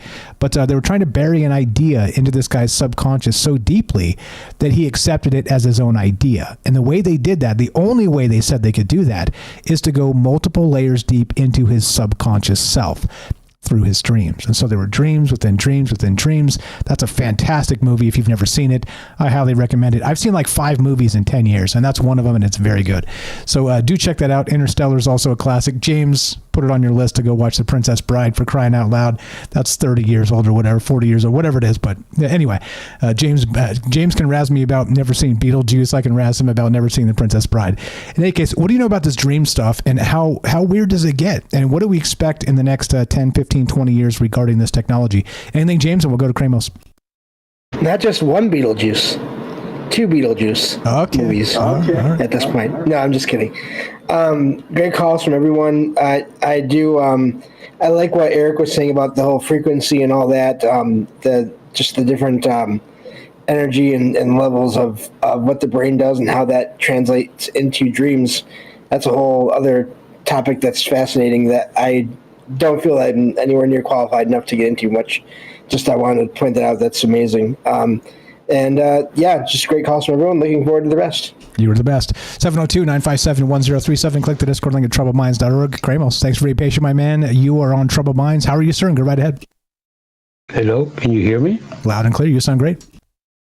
Oh, cool. I'm on my cell phone because I'm working in the computer. Sweet, no problem. That's what this is for. The technology is great these days. What do you got for us? Where can you take us with this dream stuff? There's a lot of ways to look at this, huh? Well, sorry for my voice, my frequency voice, because I'm not in the best mood. I'm correcting some 360 photographs for a client that can't decide. I have my own issues with frustration, but I was listening to the show.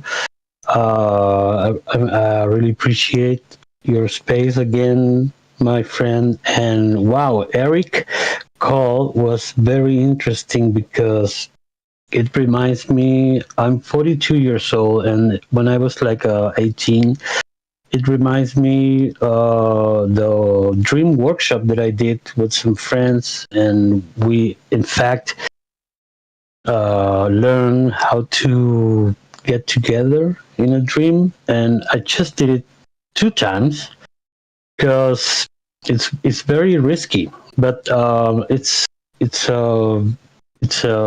awesome what Eric was explaining. He has a lot of knowledge, I can tell. And in fact, it reminds me the workshop because the task was, after many different kinds of exercises, when we went to sleep, we did it with some headphones and some frequencies like that many different frequencies, sound frequencies. And well, long story short, we get together in a bus in Santiago City, and it was amazing. So I agree with Eric because I think dream is like a word. I think this is a parallel, absolutely parallel. And in fact, I did have dark experiences in this parallel because I did dream with this girl that I was in a relationship. She was a bad human being, and when I dreamed with her, she like scratched my back with her nails. And when I woke up, I have the scars, very red scars, and that was a bad one. But I knew, and I learned how to be aware that this is a parallel. And as a soldier, I'm fighting darkness and evil, and in the dreams, this parallel, I'm fighting too. And to finish, the other experience that I have is since 2017, I've been having this same dream in the highway, under the rain, covering this albino baby. It's the same dream that from 2017, 6 times I experienced the same dream, exactly the same dream. That's weird. This albino baby. And yeah, for me, it's like I can take it in the beginning, like the second time I had it, I was like, I was so concerned, but now I'm really relaxed. And I go between many ideas to put meaning on that dream. Maybe it's my future daughter, maybe it's something else, but it's white, so I'm glad. Yeah, well, there's a lot in motion here, like I said, like I've always said, and it's complicated. And so you described a recurring dream, and that to me is strange because scientifically we're told that dreams are sort of our mind decompressing sort of daily trauma, and some of this type of stuff. It's like defragmenting the hard drive, in technical terms, something like that. And it's us even experiencing problematic things, facing our fears, things like this, sort of let's say virtual reality style situations that help us in our waking world, and which means they're random, they're sort of randomized. But what's with the recurring dream, like that exact thing, and the exact dream, like you said, repeats from 2017, 2018, whatever you said it was. It's what is that? And it feels like, I don't know. What does that feel like, and what do you think the recurring dream means? It seems like there's maybe something stuck in the old brain there, like a pebble in the brain you can't get out. The splinter in the brain, they say, right? Yeah, something like that. What do you think? Yeah, I don't know what it means. The years ago, I was like, I get very. I had a very long period of anxiety because of this reply experience. But if you ask me today, I'm just waiting, and I'm totally relaxed because it's a good one. It's a very good one. And if you remember when I told you some episodes before, what is the best thing that is going to happen to you this year? And my answer was like, I'm gonna go to the country I was born, and I'm gonna meet this baby. And this is the baby that I was telling you about that episode. And I want to I want to give an advice to everybody, because at least in my personal experience, I don't watch more horror movies anymore. I don't like the horror movies because of the horror movies, I have the worstest nightmares ever. So I don't watch none of it anymore, because for me it was like too painful and scary. It was I can tell you that I have dreams that I remember in detail, and this baby is one of them. And I don't know what it means. I think maybe it will reply forever. Maybe when something happened in this parallel, maybe I will stop dreaming of that albino baby. But I don't know. And what relaxes me is that I don't need to know. I don't need to understand. But it's cool to share different ideas about it. Yeah, absolutely. I'm with you too. Like I said, when you sort of defer truth, it's sort of a pressure release valve in a lot of ways, because you're like, okay, we can take in this data, and maybe that dream means something in 10 years to you. You know, God willing, we'll be here in 10 years, etc. But maybe it's sort of seeding some idea for the future, or maybe it resolves itself in the future. It recurs, and whatever needed to happen to make that dream sort of dissipate and not return happens in the dream, right? I don't know.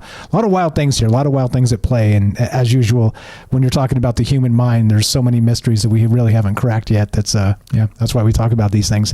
Regarding the archaeology part, did you catch that? I'm not sure if you were listening when we were talking about that. Yeah. Okay. What's your take on that regarding sort of maybe a resonant energy? I can reframe it if you want to hear the couple parts of this that's more important, or if you got it, then go ahead. Love to hear what you think about this. I think it's like it is like what you were saying, quoting the Inception movie. I saw that movie many times, and I think there's different and many kinds of layers: under, upper, to the right, to the left, to the diagonal, and everywhere. I think that those layers are like spherical layers, and you can go deeper and deeper. And I think I'm not gonna go into details, but when you see architecture constructions in your dreams, it's for me it's very interesting. When you don't have buildings around, or when you are inside a kind of building. And I think it's parallels. It's an endless spaces, parallel spaces. That's what I believe about it. Yeah, fair enough. Like I always say, a lot of ways to look at this. I don't know. No answers for me, just more questions and more ideas. And like I said, this is freeing for me. It's therapy for me because like I said, without you guys to talk about this stuff and bounce the ideas off of, I just seem like a crazy person mumbling in the corner to myself about stuff that I'm like, I probably shouldn't even bring that up. But here we are, we built this thing, and here we are, we're able to bring up all this stuff. Fire. What else you got for us tonight regarding any of this dream part, the archaeology stuff, or what about a super duper dream? What about a dream that's never been had by a human but exists? What does that look like? Can we attain that? A super duper dream? Well, that's a very good question. I'm not in the best shape in my brain energy to answer that or to give you an idea. But just to finish, I'm gonna tell you that go crazier with your episodes and keep dreaming. Thank you, bro. I appreciate the call. You were the best. I'm not sure we can go any crazier than what we do. We're pretty far out there to begin with. Appreciate you, Kramos. Good luck with your client there and the work you're doing. Thank you for the call. Thanks for being patient with us tonight. And always a pleasure. You have a fantastic one, brother. Take care. Thank you. Kramos in Chile. And you know where you can find him? Of course, you can find him at troubledminds.org/friends. Just scroll down and it says Kramos right there. Click it. Go follow his YouTube channel. And while you're there, go follow all the rest of these amazing people that have things to share with us. Like I said, this is an in-group, not an out-group. You belong here. If you help us one iota, I want to do my part to help you and get some exposure for whatever work you guys are doing out there. So thank you for that. Yeah, a lot of wild ideas here.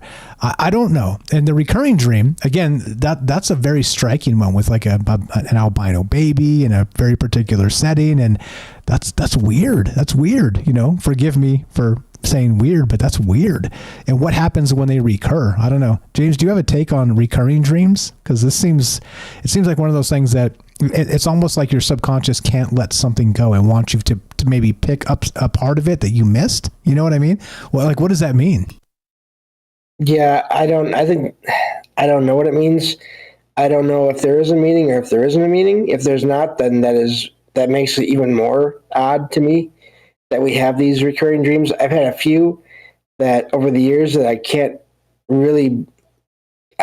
describe now because they're vague enough where they haven't happened in a while. But I just remember I've had some that were recurring like that. But yeah, it's an odd thing. I don't know if it does mean something. Then the questions there are, does it mean something? Again, are recurring dreams prophetic? Again, how did all these different types of dreams that Eric listed off in his call? I mean, can there be multiple kinds of a dream in the same experience? I think it wouldn't surprise me if there can, but I don't know. Is it because you're supposed to have these dreams to pick up on something that's going to happen later? Or is it not? I mean, it's really impossible to know. I also wanted to mention too, a word that Kramos mentioned, that whole idea of parallels. And because, of course, that brings to mind all my weird experiences, talk about crazy experiences. And I'm saying that about myself, not about anybody else. Just to want to make that very clear. Just with alternate realities and versions of my own family that I've had over the years, this last few years. And it's like every once a month or so, at least, I have one of these experiences where I feel like it's not just a dream and I'm actually somewhere else.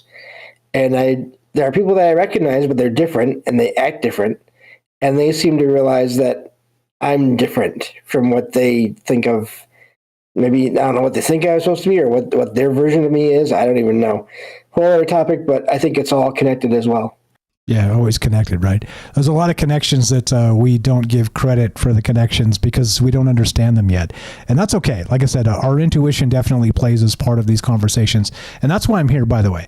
I'm not here because I'm an experiencer. I'm not here because I'm a master lucid dreamer or have out-of-body experiences or anything. I'm here because my intuition tells me, in the most basic human sense, that reality isn't what we expect of it or what it expects of us, or it's more bizarre than you could ever dream. And that's why I'm here, because that's always been sort of that Fortean level of thinking that, frogs falling from the sky type stuff, if you ever read Charles Fort or some of his theories. But basically he worked in the periphery of understanding. And there's that. And as we learn more about what we know and don't know, the question really becomes the nature of reality. Is that periphery window of understanding, misunderstanding, growing, or is it shrinking? And I would argue, by the way, in these terms, I would argue that it's growing. Like the more we learn what we don't know. And so that sort of periphery, the fringe periphery of understanding, is growing because, let's see what happens in the acceleration of AI and all these systems as they, become what they become. But that's the way I see it. And if I'm wrong, so be it. Like I said, my entire premise of being here is wrong. So shout out to the haters. You're absolutely correct. I'm wrong about everything. And that's it. I didn't say hi, Black Uni Griffin in the chat there. Thanks for hanging out with us. And what's up, Gaston? Okay, but that's the thing, right? There's a lot of things in play here, and I don't know. I think we kind of covered everything we need to. I got some other wild ideas, unless you got anything else, James. Well, just regarding Fort in his material, there are some things that in his writing, if you look into, they did not have knowledge of at the time that have been sort of explained away since his time regarding the way some planets move and other objects out in space. And yet there's still so much of what Fort wrote about that we don't have answers for yet still. So, which is really amazing. If you ever want just a weird read, go check out his books, because they are weird reads in a lot of different ways. And there's 4 of them really that cover all this weird stuff. So, yeah, great example of that. Of just we're always looking for information, and we do find things along the way. But figuring out the whole picture, I don't know if we'll ever really get there, and that's okay. Yeah, exactly, and that's okay. As long as we recognize it and recognize sort of the powers that are kind of facing each other and drawing energy in different directions. You guys know Robert Greene. He's an author. He's a speaker. He's been on a lot of podcasts, and very, very, very, I don't know, New York Times best-selling author or whatever. Kind of a New Age philosopher. He's fantastic. But I saw this thing again. I'll pull up his X so you can follow him. I'll drop links in the description here.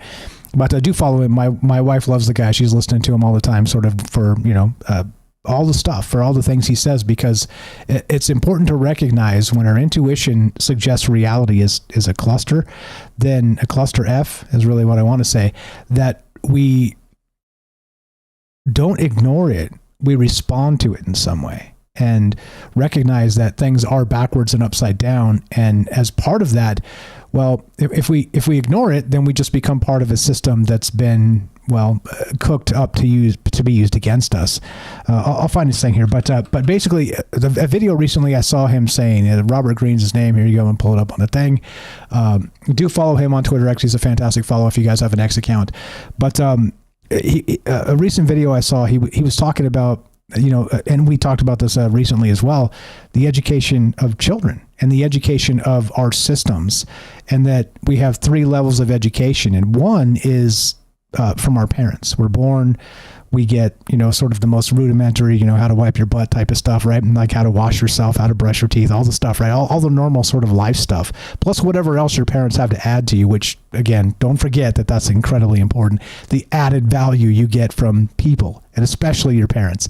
But then he talks about education. Then you have like your education system, and that's the second level of this. And it kind of fits, its parallel a little bit with what the parents do, and kind of setting you up for life and show up on time and all the rest of the stuff, be able to, live in a polite society, all those things. And that's education part number 2. But education part number 3 comes when you actually meet the real world, when you step outside of those first 2 education cycles into the space that is all dissonance. And you're like, wait, everything I learned, like all the values of succeeding and being good to people and all the rest of those things, they seem to be contradictory in the larger context of what the world is and expects. And so lie, cheat, and steal, and you get to the top, right? But hey, we're told not to break the law. You see, I mean, and that's what I mean with the cognitive dissonance, and knowing my intuition of that moment when I got out of school, right? And recognized that the real world wasn't like it wasn't like they trained us for. It's wild. But anyway, he said that recently on a clip. He's got the clip here on the thing, I think. But this is Robert Greene, if you haven't followed him or haven't heard of him. Number 1, New York Times bestselling author, the 48 Laws of Power, The Art of Seduction, the 33 Strategies of War, the 50th Law, Mastery, the Laws of Human Nature, the Daily Laws. This dude is brilliant. Yeah, I wouldn't quantify him as the best speaker. He's a little bit snoozer. If I put him on and it's late, I'll go to sleep. But if you're not, this guy's got some gems. He is incredibly smart. And let's see, where's the thing? It's here somewhere. One of his more recent actual tweets. Let's see, there it is, right there. 3 educations in our life. The first is from our parents. The second, anyway, I'll link this in the description down below. Please go watch this. Again, if you're looking for additional sort of Troubled Minds-esque style content. I'd love to talk to this guy one day. I hope we get a chance to do that. But this is what life is about. Life is about recognizing those patterns and then being able to sort of break them down and recognize there is a dissonance. There is definitely a dissonance in what we're expected to be and how some of the most successful people in this reality are, and it's not the same at all. It's opposite. Anything to that, James? We'll go to Joey and then we'll wrap this up. Oh, just my own experience. I mean, the education system, as great as it was, and as many things as it did great, it had an idea of what it thought I should be as I got out of school, and what I should do, and what career I should go into. And they tried, and I tried, and then I figured out that wasn't going to work, and they couldn't accept that, and we just ended up sort of drifting apart. And but it was all based on this idea of, again, what a person with any kind of disability is supposed to do. And it seems like it's either, do everything the way we tell you, or just go and sit at home and don't worry about it. Never mind. Everything will be taken care of. And those are the options that I was sort of presented with. And yeah, I said no to both of those. So James, anyway, the system wants you to sit down and shut up. That's the way I know. And if you guys don't know, again, James is legally blind, so he's been dealing with a lot of these systems, like a lot of the public systems that have been trying to help him for most of his life. And you see sort of his, if you listen to the things he said over the past years on the podcast here, but also on his own, there's some disillusionment there. There's some people left behind, and it's quite a lot of them. Fire stuff, James. Appreciate you very much. Final thought on that, and we'll go to Joey. Yeah, no, just and if it's happening to me, then as you said before, I'm sure it's happening to other people, and probably with worse consequences, which is really the scary part of all that. But we also always get by somehow, so I'll leave it at that. Keep on punching, absolutely. I'll tell you another story about that term later. Joey, what's up, brother? You're on Troubled Minds. We're at the end of this. You're always popping at the end. If you can, make it brief, and what you got, go right ahead. Yeah, what's up, Mike? Good night, everybody. If I carry on, just shut me down then. Well said, James. I am coming in kind of late. I'm on a different time frame than you guys, so it is what it is. But I will give a final thought. I don't know what I was actually thinking, but I kind of heard some of this. I'm really just waking up. I'm sorry. So the education thing you just said a minute ago, that kind of woke me up, and I started actually listening. I'll just give a piece of personal experience. When I was a kid, my parents, they were good people in their own ways, but they were also, kind of degraded in other ways. My dad did drugs my whole life. He wasn't really around, but I knew about him, and I knew about him even more once, I got a little older and heard everybody talk about him from being in the neighborhood and stuff like that. And then likewise, my brothers, same thing.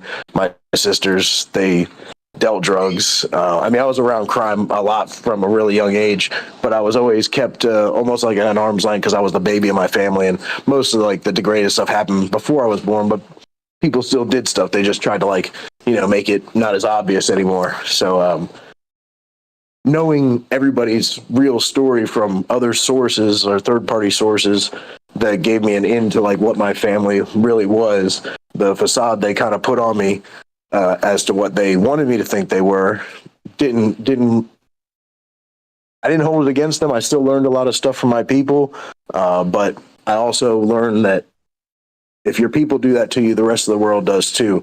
And I learned that around 5 years old and started becoming my own person. So I put myself at 5 years old into a position. I don't know how I learned this in my mind, but I realized I want to be as free as the birds to do whatever I want to do, just like these people do whatever they want to do behind closed doors. But I don't want to have to hide it from anybody. I just want to be my own person. I don't want to be like them. I don't care as long as I'm not doing anything that hurts anybody. I want to be me, and I don't want to be told what to do. And I want to be able to say, this is who I am. If you don't accept it, then you go your way. That's not how my family is. So later on in life, I was able to open doors with a lot of them and let them know I knew everything about you, but sometimes I didn't use that. Sometimes I just left it all in the dark. So they believe going into their later years that the facade they put up held, and There's no judgment on my part because they wouldn't understand that I don't actually judge them for who they were behind closed doors, because everybody's those kind of people. Everybody just gets their kicks on different rocks, and some of them are more degraded than others, but we've all got habits, and we all like our pleasures, whatever that might be to everybody. Either way, I learned stuff from my people, and then being forced to go to school, feeling that free in my home life, I kind of bucked the whole school system a lot. I kind of hid out through school. I didn't really do poorly. I just did the bare minimum so I could skate by and not be seen. And I used to tell people that I just want to get through this so I can just go and disappear into the world. I didn't feel like I had that authority in my home, so I didn't leave home right away when I felt like I could, like 5 years old, all through my teenage years. I just did what I wanted to do, but I put on the facade for my people that I was a really good kid. I did well in school. I didn't, I did the chores without being asked. You don't have to worry about him. He's self-sufficient. He's a great kid. Couldn't ask for better. But truly, behind closed doors, I was worse than probably most of the adults and involved in all kinds of stuff from a really young age and found a lot of bad influences. And I did well in life later on by myself after I got away from my family and the world. I left school at like the last little stretch of 12th grade just to spite them. I was like 16 years old, and everybody was like, why are you going to leave? We're just about done. Like, man, screw these people. I was like, you know what you're going to be doing the rest of your life? Working, just like me and everybody else. And unless you're pretty good at Monopoly, you can spin this system and make yourself some dough. If you're a, average person, you don't care about money and materials and stuff, you know what you're going to do? You're going to work, whether it's on your own land or somebody else's. So you might as well get doing it. You can go to school for 4 or 5, 10 years for butterfly chasing if you want, but I don't need a degree to live, so I didn't go get one. Later on in life, I tried to go back to school. I did some college stuff. I studied history, psychology, and whatever interested me, and I got grants to do it. And I never got the degrees, but I didn't have to pay the grants because I kept a really high grade point average. Because I'm not unintelligent, I just don't like, that forceful system of putting information that's only half-assed into people's minds. So I didn't go to get a lot from school. I didn't get a lot from my family. I got what I needed to get from them and took it and did my own thing with it. And I don't know what that fits in the spectrum of the stuff you're talking about, but I can point out 2 different things that have happened in my life that are near-death experiences, and I'm pretty good at just reading a situation. My friends will tell me, I don't know how you see all the things that go on around public and stuff. I'm like, look, I've been around hustlers and drug dealers and all kinds of criminals since I was a pretty young age. I'm not that person anymore, but I peep game on pretty much everything that's going on around me all the time, just maybe deadly paranoid or something like that.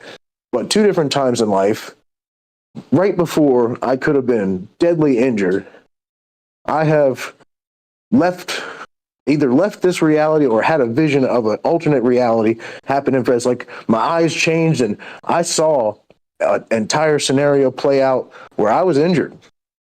And then a second later, I was back there and the scenario began to happen and I was able to get myself out of Dodge just in that instant because I had that much foreknowledge from either somebody else that's me in another universe that had to deal with that, or some gods telling me, hey, you better watch out or this will happen, or my mind doing enough math to be able to actually alter my vision for an instant because my defense mechanisms are so well built or driven that it actually gave me a hallucination, or maybe I'm just, insane. I don't know. And that's the final thought. I don't know.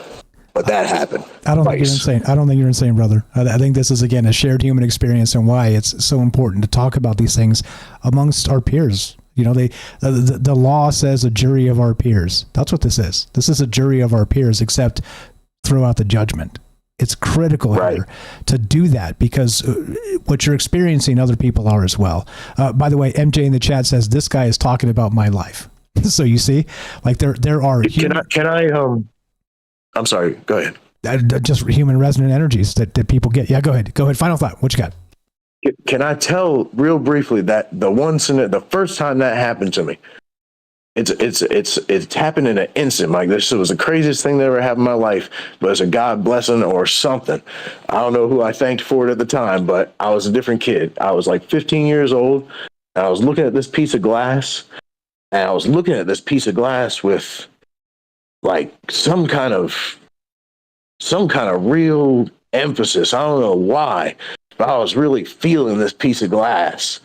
And the next thing I know, it's like my eyes change and I'm holding the piece of glass, but this piece of glass just bursts into just pieces, bunch of millions of pieces. And it's just but it blows straight up at my face. And there's no reason for this inanimate piece of glass to have that much charged energy without some kind of impact to blow up like that and into that direction. But it blew all into my face. I mean, glass went all in my eyes. I felt the whole moment happen. It was terrible. And then in an instant, I was back in different eyes and I was looking at that piece of glass and I saw that piece of glass like it was in slow motion just burst.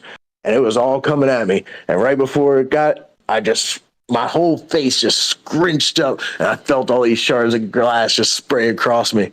But I didn't get hurt. Wild. Yeah, I don't know. You clearly cannot explain that. You can't. I can't. I don't know. I said, what the hell was that? Yeah, I just said the same thing. Yeah, and who knows? As usual, right? Like without quantifying these things or sort of analyzing them or all the rest of that stuff, it ends up an anecdote. It ends up something that kind of falls to the wayside of history of high strangeness, as the term is known. But yeah, wild, brother. Appreciate you. Thanks for waking up and staying up late and all the rest of the things. And thanks for being you. Fire stuff. Appreciate you very much. And you have a great morning since you're just waking up. Thanks, folks. You too. Thanks a lot. That's Joey on the Discord. If you haven't joined the Discord, what are you doing? There's a lot of really great people here. Like I said, we build an amazing community, and literally you're all welcome to be part of it. Shout out Squigs, I see you there. You're all welcome to be part of it. Okay, the whole bit is to just join together and think about wild ideas and be nice to each other. It's as simple as that. Share what we know about these things.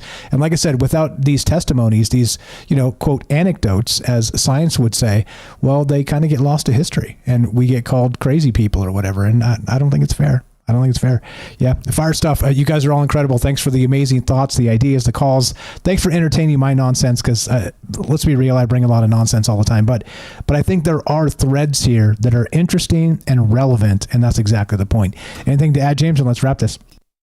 Just a great calls from everyone. Great show. And again, I just have to point out how funny it is that I did a show with my co-host, the Arcane Observer, on Saturday on Salcedo Paranormal about just alien abductions, and part of that, of course, was the whole dream aspect and out-of-body experiences and how that could happen or be connected to all that. And then here we have this conversation tonight, and it's just amazing how all this connects. And again, Mike said he wasn't even there for our show, and we had no idea this was coming up because we never do. And so thank you for letting me be here on the show and staying for the rest of it. Glad to have you. Yeah, it's weird, right? These synchronicities seem to occur, and like I said, don't ignore them. So there's a reason they're called a meaningful coincidence. And what does it mean? Nobody really knows.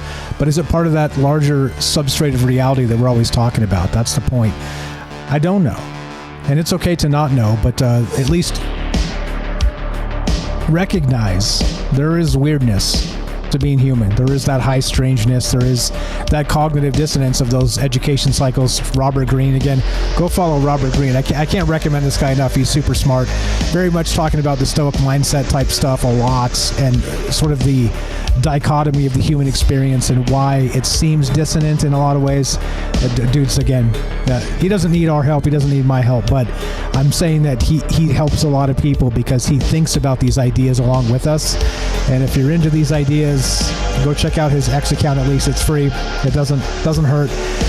Go. Have you made an X account yet? If you don't have one, that's where all the breaking news comes from.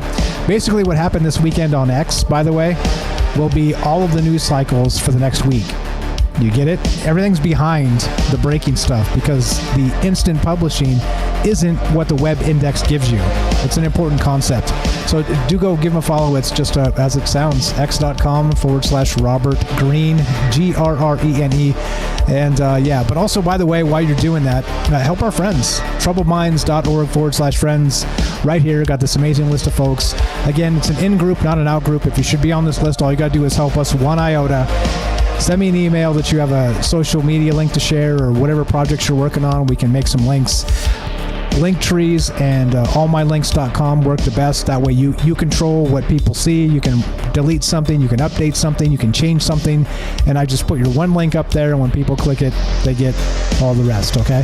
So that's the best way, unless you just have one thing, like you notice there's some YouTube links here, there's some larger links, anyway, whatever. You're on this list and you belong here. That's my point, okay? If these ideas resonate and you're still here, it's late into the night and I'm rambling on, you certainly resonate with these ideas. So if you want to help us, please help us spread the word in any way you can. That's it. That's all you got to do. Just let somebody know a conversation is happening where we're not going to tell you who to vote for. It's not what we do. We're not going to talk binary politics because it's mostly nonsense. And that's that. But we will blow your brain up with wild ideas. That's the whole point of this. If you want to help Troubled Minds directly, go to troubledminds.org and /support. You can sub up directly to the podcast feed on Spreaker. There's a Ko-Fi. There's a Patreon. You can sub up on Rockfin, leave a tip, or Rumble as well. Shout out Squigs for, I didn't even realize that. I should put that on here. Buy Me a Coffee is there. Or, of course, there's a Troubled Fans shop. You will not find Michael Strange in a hot tub at troubledfans.com. You will not find Michael Strange in a hot tub, but you will find the hottest Troubled Minds merch around. As we finish, it goes exactly like this. Be sure, be strong, be true. Thank you for listening. From our Troubled Minds to yours, have a great night. God willing, we'll see you on Tuesday. You guys have a fantastic one and another, and we'll see you then at 7 p.m. Pacific time. Michael